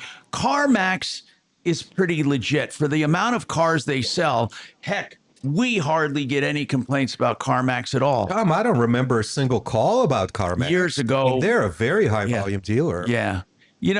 Here's the deal. No matter who you're dealing with, Bill, what I say is to watch out for all of the tricks. Just watch out for them. And that is all the add-ons. Most of the time right now, the car itself you have to have checked out, because even a CarMax can't check out every car to the extent that people should have them checked.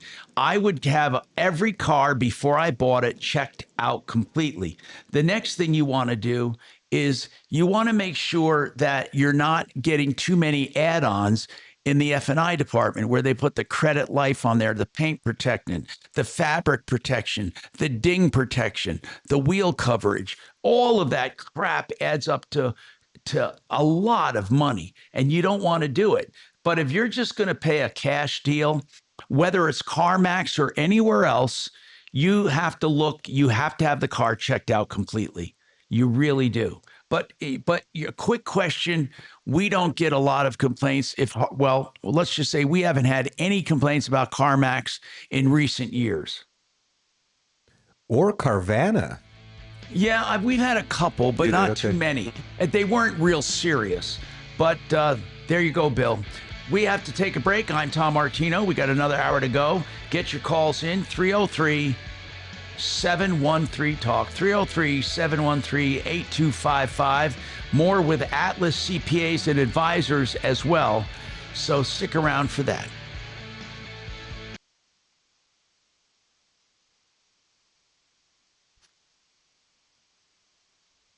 You golfer then? No, I don't golf. Don't golf? Yeah. Right. So the golf course right out here. Tom, you golf? No. I mean, I do. Yeah, I golf. I'm not a member here, though. Yeah. And I golf poorly. Do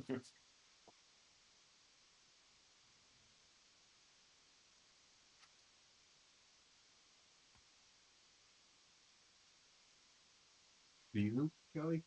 Occasionally, I used to golf a lot more, but nah, probably if I play 4 or 5 times a year, that's kind of a lot for me. So Okay. yeah. So it's kind of a good, healthy amount. Yep. I started playing when I was 5 years old, Oh, wow. Okay. But the last 20 years, I don't get any better. So I just kind of, I don't practice really. I just go out and play. Play like scrambles and stuff where you don't have to hit your own ball, Yeah.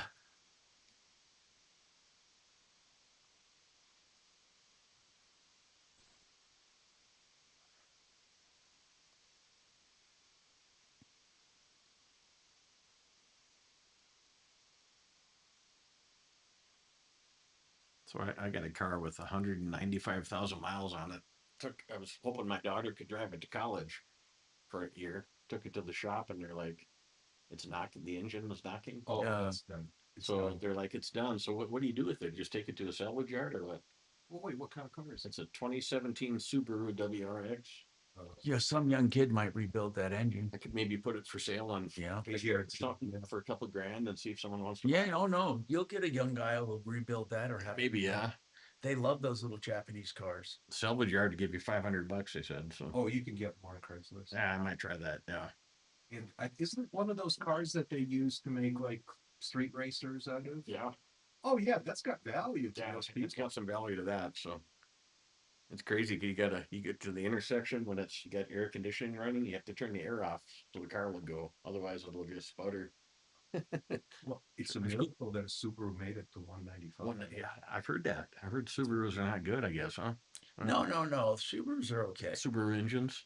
195 is way over the curve. With the turbo, I got it. It's got turbo Boxster engine. It's a miracle, dude. Maybe it is. It's a miracle. If it's a turbocharged engine, the 195, and you can still drive it to the junkyard.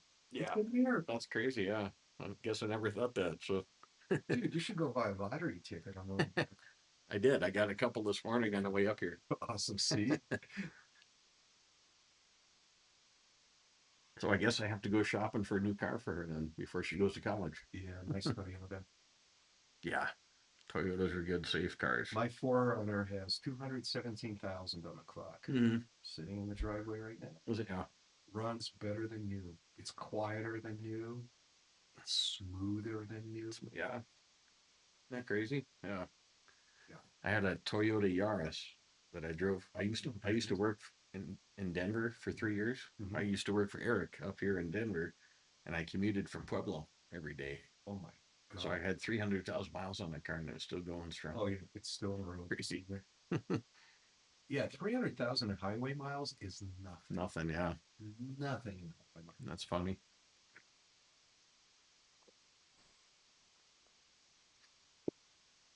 Yeah, maybe I'll just put that car on Craigslist or Facebook Marketplace and you'll sell in a heartbeat. Say there's no engine left in it. Just pick it up. Just say, hey, it's knocking. Yeah, engine's knocking. And that's it. That's all you got to say. And people who read that, they know what a knocking engine means. Yeah, they know it's not long for this world. Right. And you'll get some tax-free. Also get something out of it. Tax-free cat. Yeah.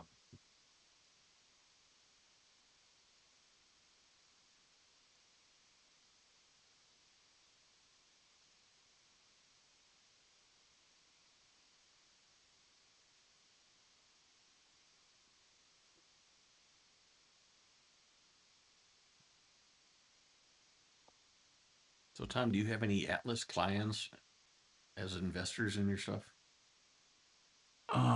Because, you know, our like, you know, we used to do lifestyle planning. Yeah.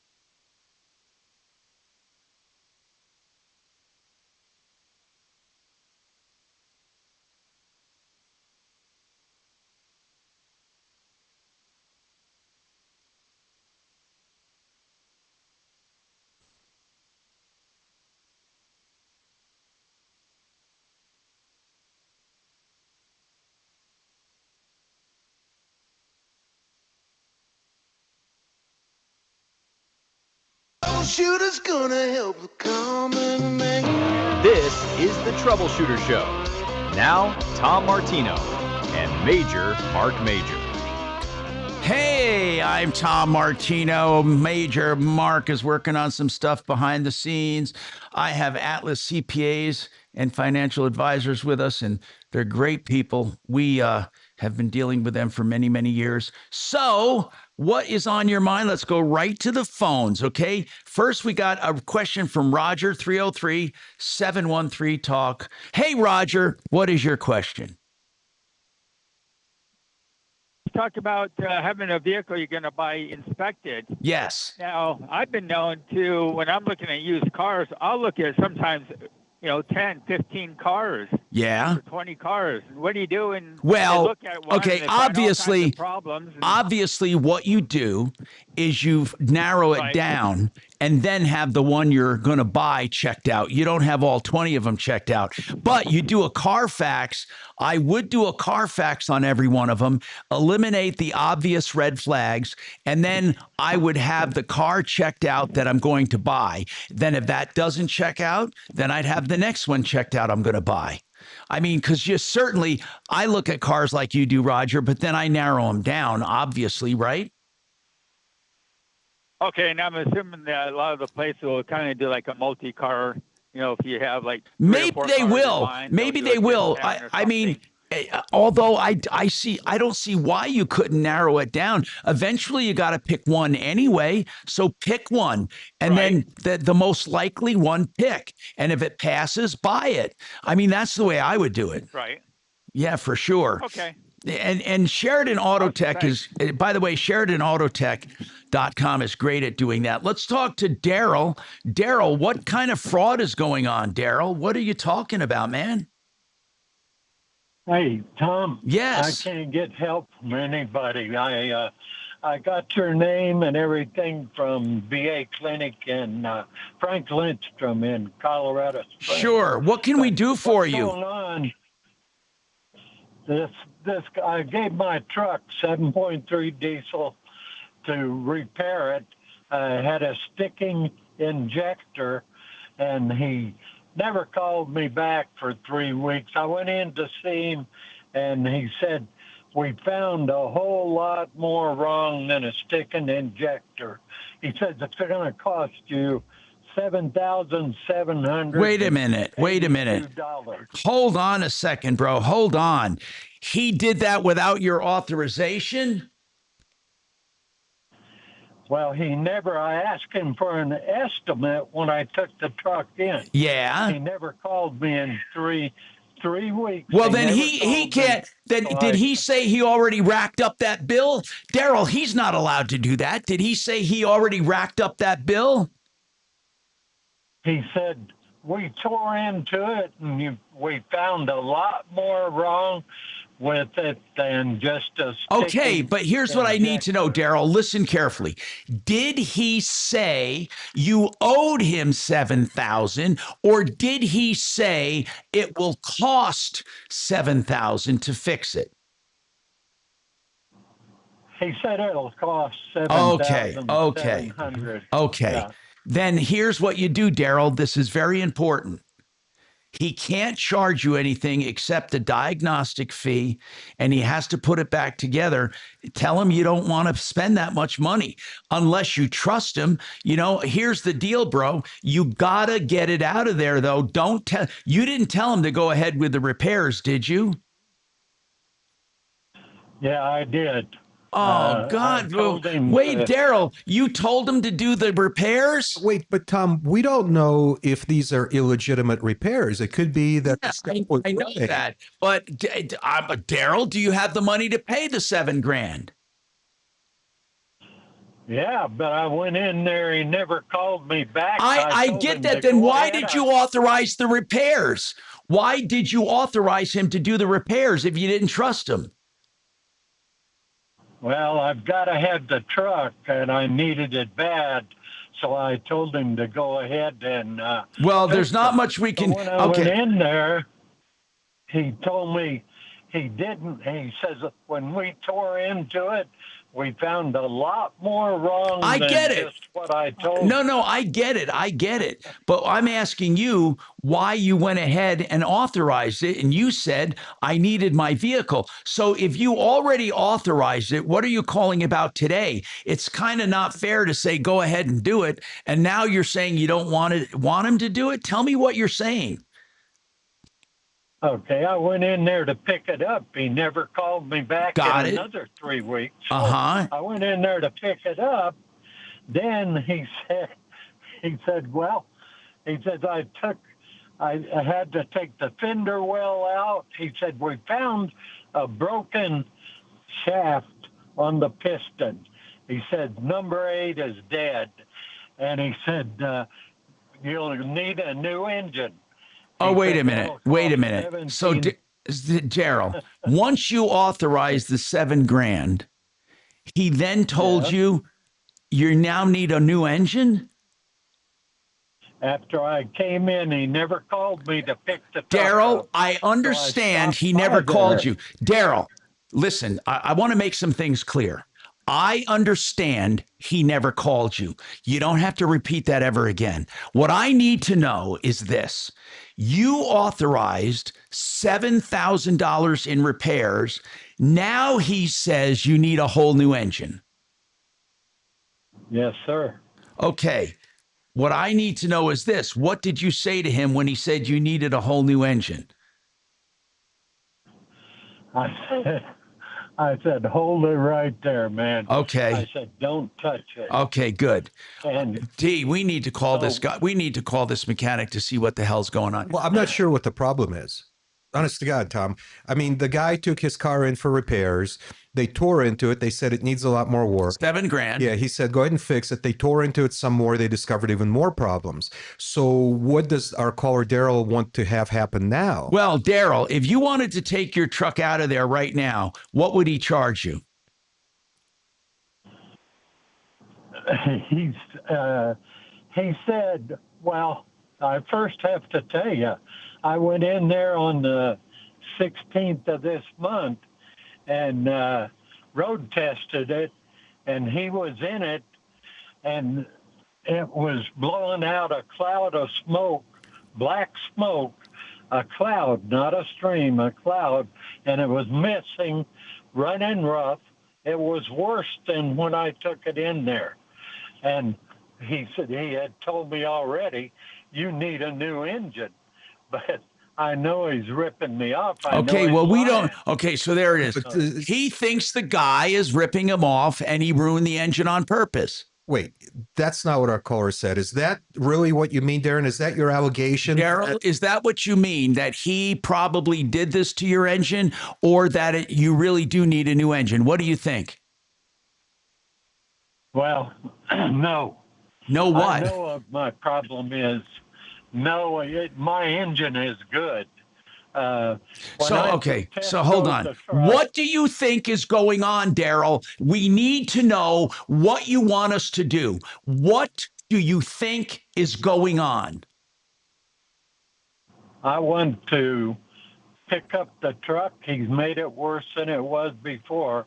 I want to pick up the truck and take it to Pharisee Brothers dealership. Okay. How much work did the guy actually do? Do you know what he, do you know what he did? Do you know if he's going to charge you to pick it up? You're going to owe them something.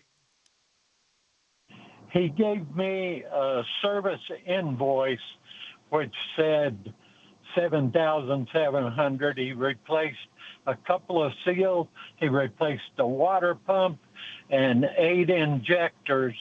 That's and very I expensive. Didn't need water pump. I didn't have any leaks in my driveway. Okay. Did he look at you authorized the work. Did he do the $7,000 that you authorized? That's a yes or a no. Or did he do only some of it? No, I have no proof he did anything. It runs worse than it did when I took it in there. So you have no idea. So in order to get your truck, it's going to cost $7,000. At least. What kind of, tell me about your truck. What year, make, and model, and how many miles? What year, make, and model? It's an 02 F250 7.3 diesel. Okay. And it had about probably 250,000. I ran it all the way from Brighton with the piston sticking. I called Brighton Diesel. Wait, piston or yes.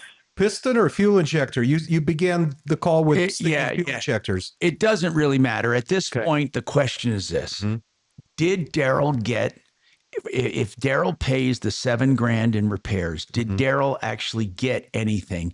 Did the guy actually, you usually have a really good feel for these people. The name of the place is what? Optimal Diesel. Optimum? I haven't paid a penny, though. Okay. Optimal Diesel. Optimal Diesel. Over in Pueblo? It's in... Pueblo. It's in Pueblo, Colorado. All right.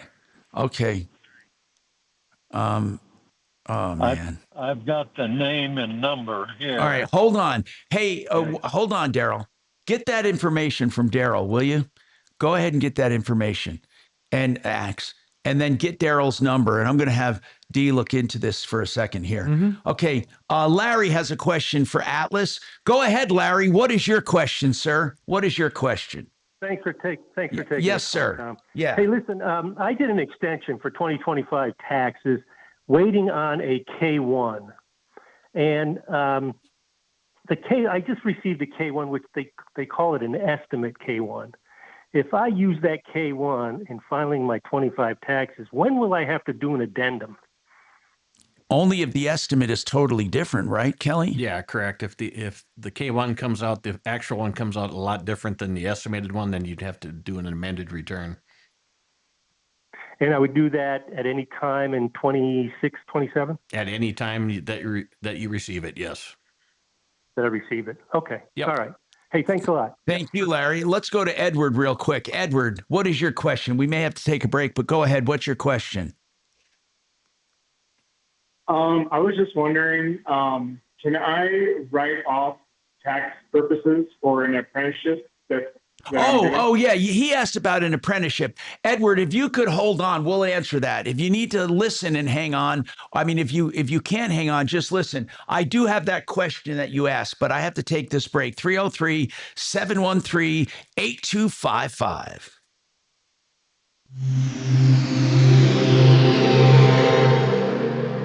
This hour from the Trajan Wealth K-House Studios.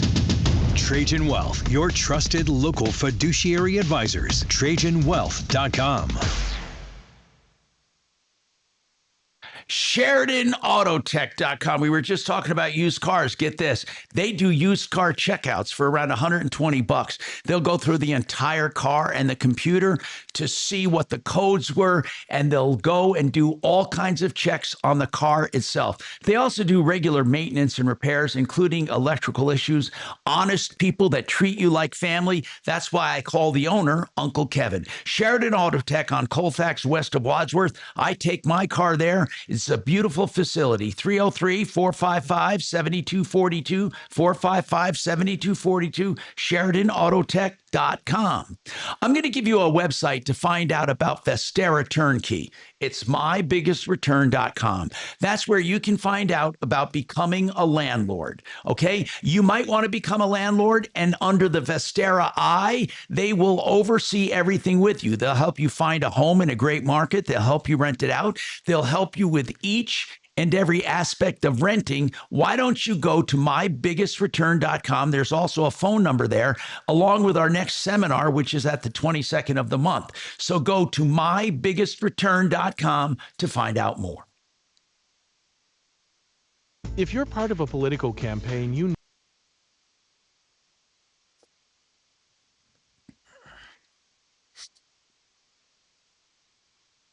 Okay, that is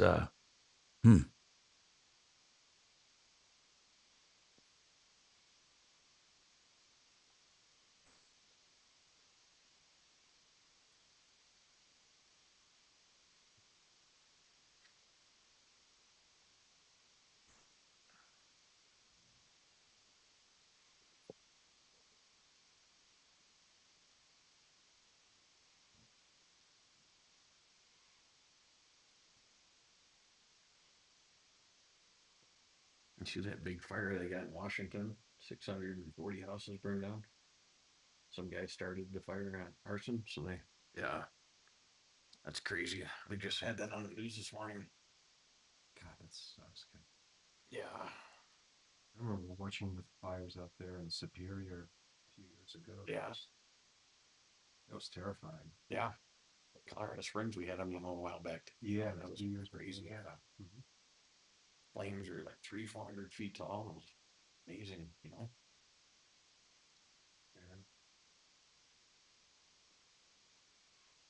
Pretty much a whole west side of the country's on fire right now, pretty much. There's like 200 fires going on. That's really crazy. That is super depressing.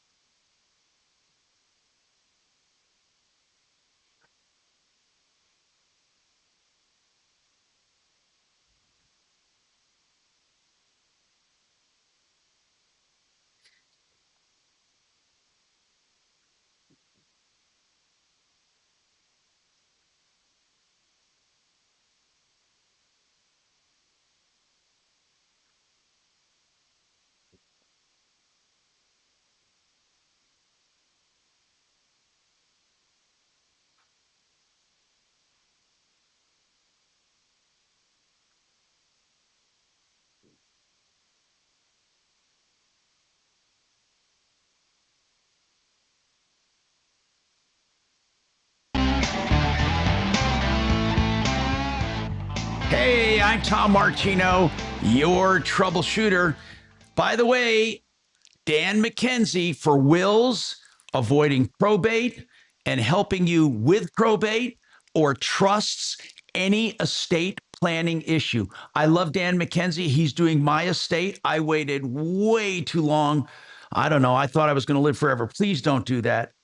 Get a hold of Dan. He does great work, and they're individualized wills and estate plans for you. They give you someone to work with from beginning to end. 833-CO Plans, 833-CO Plans, online, coplans.co. Edward has a question for Kelly from Atlas CPAs and Advisors. Go ahead, Edward. Welcome to the show. And anyone else, get your calls in. 303-713-TALK, 713-8255. Edward, go ahead. Yeah, I'm currently enrolled in an apprenticeship, and I was just wondering if I can use that as a tax write-off since I am paying out of pocket and a contractor is not paying for it. Yeah, Edward. So you can't, if you have a Schedule C, you could claim that as an expense, as an, apprenticeship expense. But what is the cost? What is the actual expense? I believe I got quoted at $10,000. So, Edward, do you have like income coming in for this type of work that you're going to do that you can use to, write that off against? Yeah, they call it work, like on the job training hours. So basically I write down what I'm doing in the field and I go to school once a week and I have to accumulate 576 hours of school to be qualified for my licensing exam. Got it. So like if you're a W-2 employee, you cannot deduct those expenses. You could maybe get some education credits for that. So you don't deduct when you're a W-2 at all? Not at all anymore. Not at all. So what does that mean? You just pay this money without any kind of help? Yeah, if you're a Schedule C 1099 contractor, you could, write this off as training as an expense. But if you're a W-2 employee, you can't really do anything with it.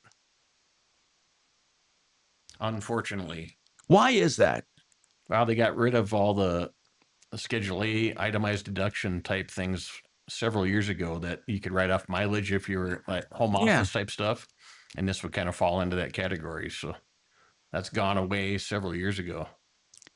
Sorry to hear that, brother. Did you hear what he said? I did. Thanks for the information. Definitely appreciate that. But you could still maybe get some education credits, for taking the classes if you got a 1099, 1098T from the college. You want to make sure you enter that into your tax return. So in order to get write-offs, you have to have a Schedule C or an LLC or a corporation or something like that, right? Correct. As a W-2, you get no write-offs whatsoever. Nothing anymore. Nothing. Nothing. Because people used to take home office and everything. And mileage and everything like that, but now that's all been gone. Yeah, that's all gone away. All right. Wow. Okay. I have some other questions for you I want to get to right here. Hold on one sec. People have been texting the heck out of me. I'm sorry, people, if you've texted me and I haven't gotten to you. Hold on. I will right now. All right. Here it is. What's the biggest tax saving opportunity for small business that you think I can use? If I'm looking to maximize, I would say retirement plans. What do you say? Yeah, it's going to be retirement. Any big fixed assets that you can purchase, you get 100% bonus depreciation on assets, that you purchase. Oh, really? Okay. Talk about Section 179 and how that works. That's actually just 100% bonus depreciation. You don't even have to use the Section 179. Okay. So how much bonus do you get? Is there a limit? I mean, it's a huge max. Wait a minute. If I purchase something for my business, I depreciate it all the year I get it. Correct. Yeah. Up to how much? I'll have to look up the. But it's a lot. Yeah, it's a lot. Yeah. Is it one of those things where you have to buy a car that weighs over 8,000 pounds? Or is it just anything? New computer, new furniture, new.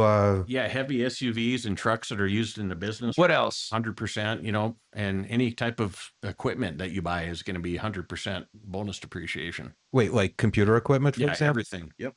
Oh my God, I got to do that. Yeah. How about a fancy gold watch? If you can use it in your business, yeah. Well, I need to be on time to my appointments, Kelly. Write it off then. No way. Are you serious? If you can justify it as a legal business expense, you're good to go. Somebody has a really good question. If they sell online and they get sales from other states, do they have to file income taxes from those other states, or do they just file where they are? Yeah, that's getting kind of tricky nowadays. Yeah. So did you know what the answer is on that? That's complicated. Like, so you sell, somebody from Ohio buys something, somebody from Oregon. I know you have to count the income, but do you have to file an income tax? You don't have to file income tax in those states if you're shipping it, out of the Okay. state. All right. You could have some sales tax issues in those other. Oh, where you have to pay sales tax. Yeah. Okay, so you would have to have a sales tax account where you do business. Possibly, you got to just check what jurisdiction you're in. Yeah, every state's got a different requirement on that.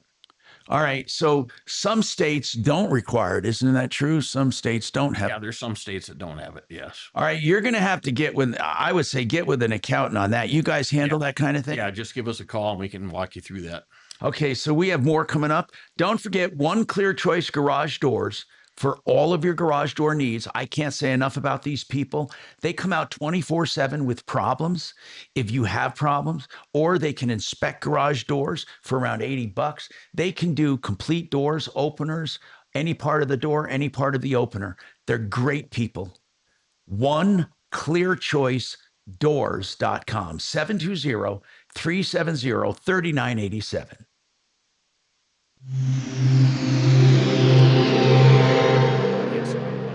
KRFX HD2 Denver. KHOW Denver. Denver's talk station. An iHeart radio station.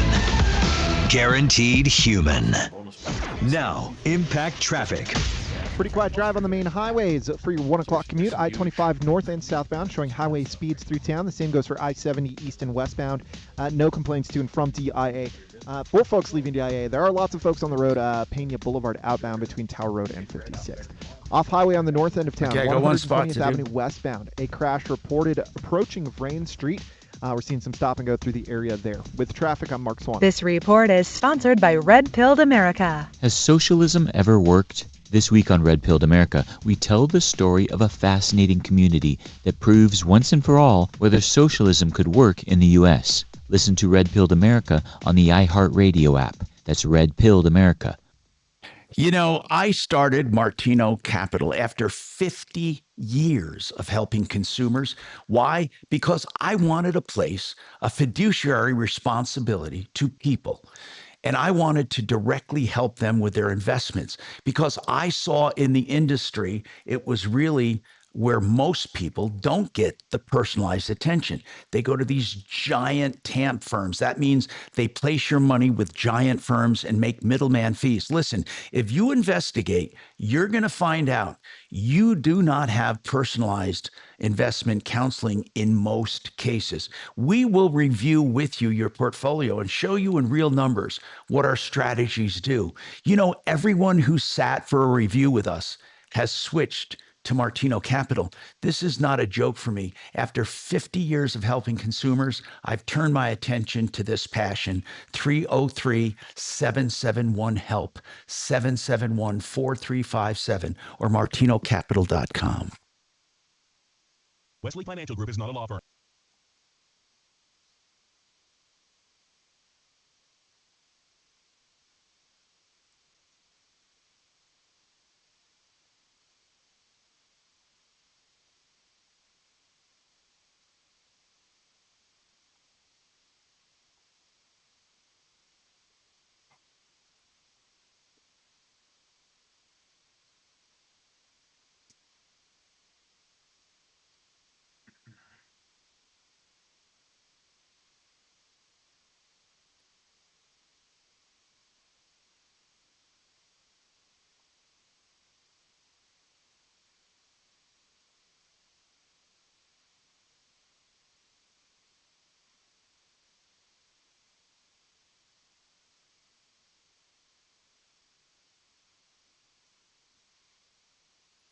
Optimal Diesel has a 4.7 Yelp review, which is hard to get.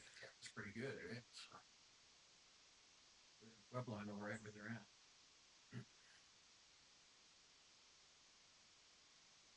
How much is the new engine on that? Jesus, a lot of money. Probably about 7,000. Oh, shitload of money, man.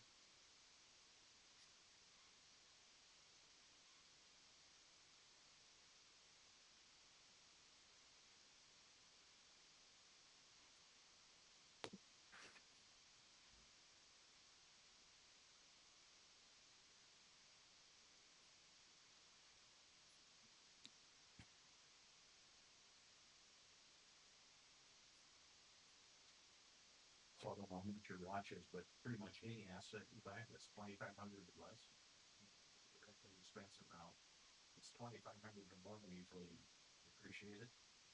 But with 100% bonus depreciation. But bonus, the word bonus implies it's on top of regular. So does that mean I can depreciate 125%? So it's really bonus of 75%. So if you go buy if Tom buys something, Yeah. $10,000, you can write the whole thing off in the current year. And so, and the way that works, when you write something off, the way that works is you times it by your tax bracket. Yeah. To give you an idea of what you're saving. So you got a camera, 10 grand, your tax rate's 25%, you save 2,500 in tax. Yeah. That's less impressive. Yeah. I was hoping it would just become Bonus sounds better, but yeah. bonus. Bonus implies I should get something for free. What But I get for free? the bonus depreciation was going away, but there's still section 179 available. So that's kind of, yeah, That's super cool. lots of ways around it. But with section 179, you can't create a loss with it. But bonus depreciation, you can create a loss with that. So it's kind of weird, yeah. You know, in my industry, the cash deals. Yeah. I'm not a party to them. I haven't been able to figure out how to do that. Yes, so I still get paid with checks. But boy, I know people. They'll have like a basement full of cash.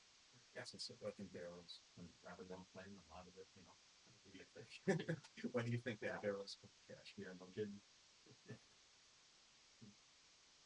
But obviously, I'm not. If I was, I would have looked like Gordon Gekko. Yeah, that really helped.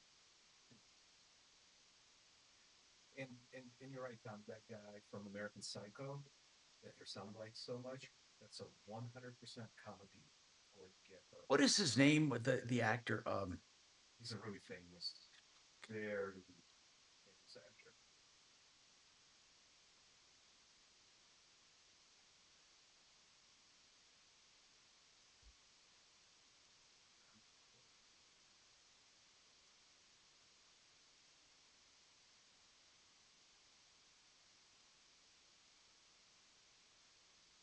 Christian. Yeah. Thank you. It's 100% copy of Gordon Gekko.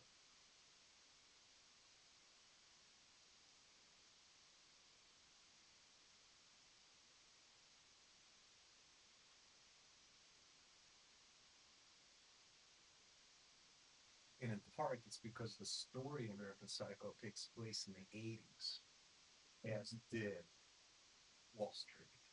Yeah. And so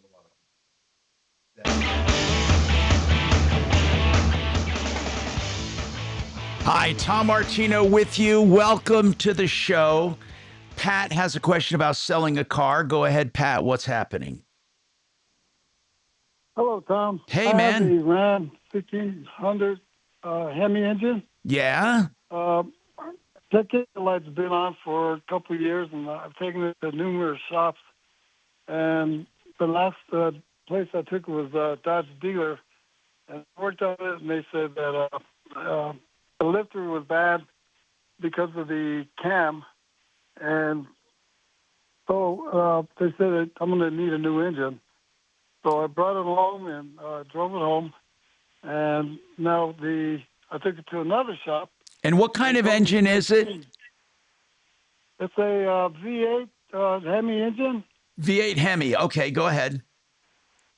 And so another shop told me that I took it over there. I drove it over there, and he called me back after he did an inspection and said, "I'm sorry to say your engine locked up." and that was probably your last drive over there.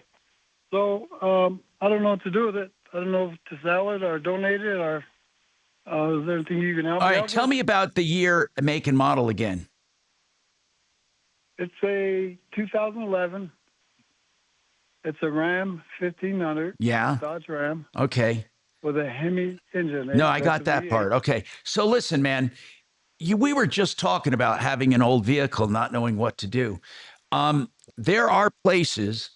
Didn't you call on one, Kelly? Didn't you say there are places will they come and get it? Yeah, I mean, you can take it there, tow it down there, or whatever, but they'll give you some money for it. They'll give you mostly for the metal and parts and all that. Pat, really what you need to do is just call some of these salvage yards, and you might get $500, $1,000. If the body's in good shape, it might have some value. How is the body and all the rest? It's a 2011. It's kind of old. What shape is the body and interior in? The body is great. The front bumper has a slight dent in it, and the interior is awesome. There's no. The seats are good. The lights, everything works. The radio works. That's all I can say is everything works, and it's a good-looking truck. Well, have you tried any of the salvage yards? I have not. I wasn't aware I can go that route. Yeah, you sure can. I don't know why, but they do parse them for parts, and then even the crushed value has some. There are a lot of them. Colorado Junk Cars. Then there's Cash for Cars. There's Denver Auto Recyclers. There's a lot of them. Just Google it. Tito's Cash for Cars. There's You Pull and Pay in Denver. They buy cars. So call some of these yards. Colorado Auto and Parts. Clody's is another big one. I believe Clody's is still around. I'm not sure. But why don't you just start with the salvage yards? And I think that'll be the best place to go. And I forget. I think Clody's was one of the biggest ones at one time. And again, it's called Clody, KLODE Salvage Distribution Center. They are big. They're big time. I would try them first. And here's where you can call. You can call for a quote at 303 470 5511. 303 470 5511. They really buy anything. Did you get that number? I did. Okay, man. Let us know what happens. Thanks for calling, Pat. 303-713-TALK. We have a few minutes left. And I have to tell you about Apple Air with an E-A-I-R-E. Apple Air, a family-owned and operated operation.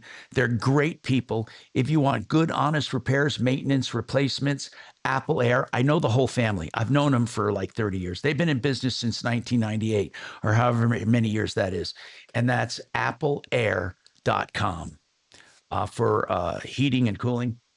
Now, let's talk about paying wages to kids. Somebody asked about that. What is the wisdom there? I heard one of my friends is paying their kids a wage and they get to put away a retirement plan. Or have you heard about that where people are doing stuff like that?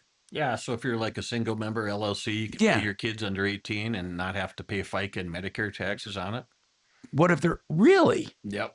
You're exempt from that, but then you can just take that and put it into a Roth if you want to, some of that.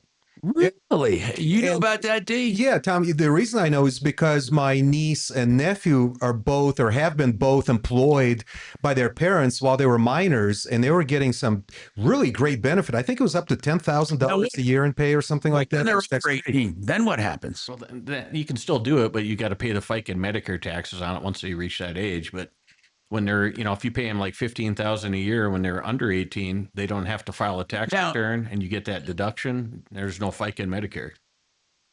But then if you pay them, do you have to do a regular W-2, the whole thing like that? Yeah. Yeah. You still do a W-2. Yep. You can't do a 1099. You don't want to do a 1099 because that would create self-employment tax for them. Okay. So. So if you do a regular W-2, that does in itself have some complications, right?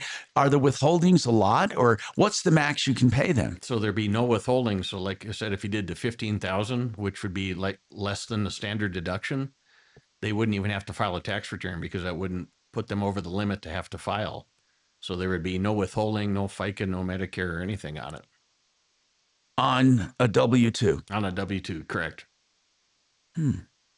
So with a company like mine, where I have a solo 401k, that would be a problem, though, because then I'd have to give them the 401k, right? That could be a possibility. Yeah, you got to check with your 401k provider to see if you would have to include them in it.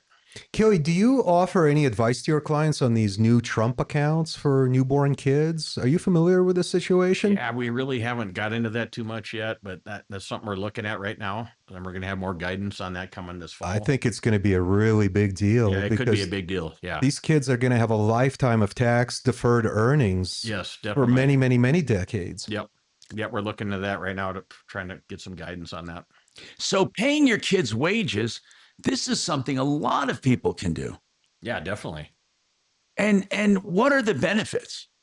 Well, you get the deduction as a business expense, just like you would have any other expense. And they challenge it saying, what does your kid do? Well, you'd want to create some type of a log of what they do, to keep track of that and actually pay out the money. If you can do that, would be the best, scenario. Marc Mager, come on up. What did you want to say, Marc? Marc, go ahead. Are you there? Yeah, yes, sir. Go ahead, sir. Hey, Louis, by the end of the show, hey, push this for me. People listening right now, my goodness, Susan and I are going to be doing Dan's show at 4:00. He reached out to me at the last minute. Good. He's going to be in court. But listen, we're going to be talking politics. I am sick and tired of these socialists and these gun laws and everything else going on. Join me because I'm going to be unhinged today at 4:00. Today at 4:00, Marc Mager on the Dan Caplis Show. Thank you, sir. I love it. I'm going to be listening for sure. What am I, chopped liver? Hey, I'm going to be there too. Hey, I don't know if he said that. He said Suze. Yeah, he said Suze and him, and he conveniently left me out. Hey, Troy, what's going on with you, Troy? Hey, Tom, I'm picking up the gauntlet. I'm calling Mark, and yeah, let's roll, bro. But anyway, I got a question on taxes. Yes, sir. So I've got an RV, and I'm looking at how do you write off the interest on the RV? I understand you can do it as a temporary or a second home if you've lived in it for 2 weeks out of the year. Is that correct? All right, you hold on. We'll come back and talk about RVs right after this.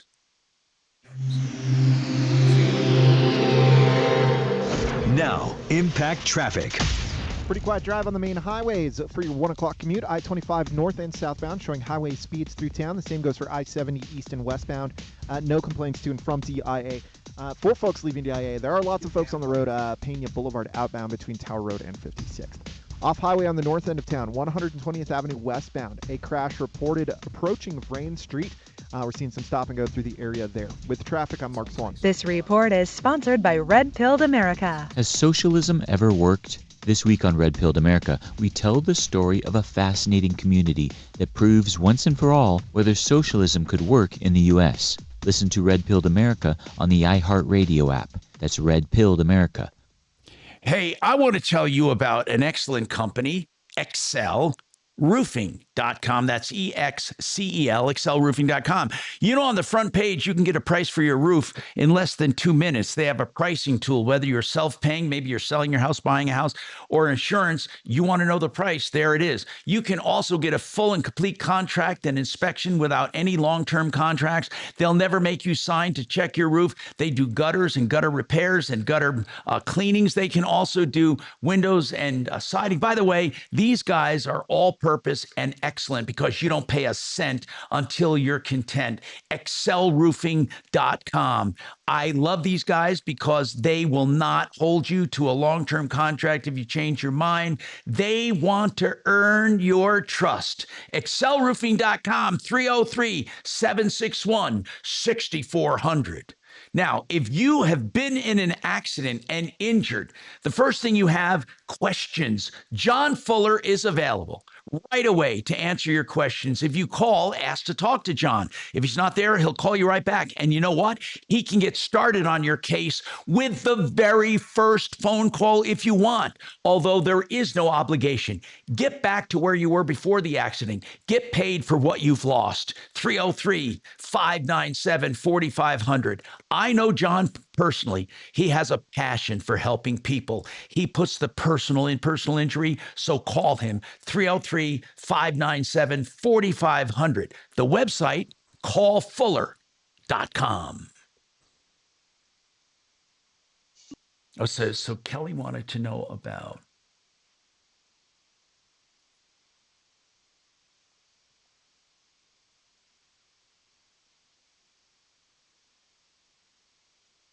he wants to ask about that. Okay.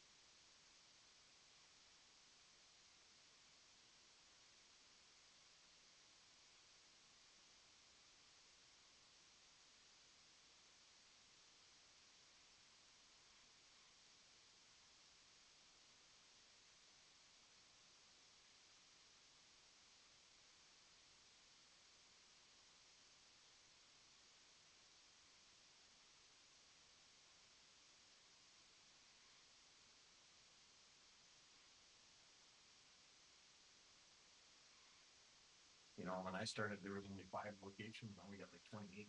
Yeah, he's really smart. He's really smart.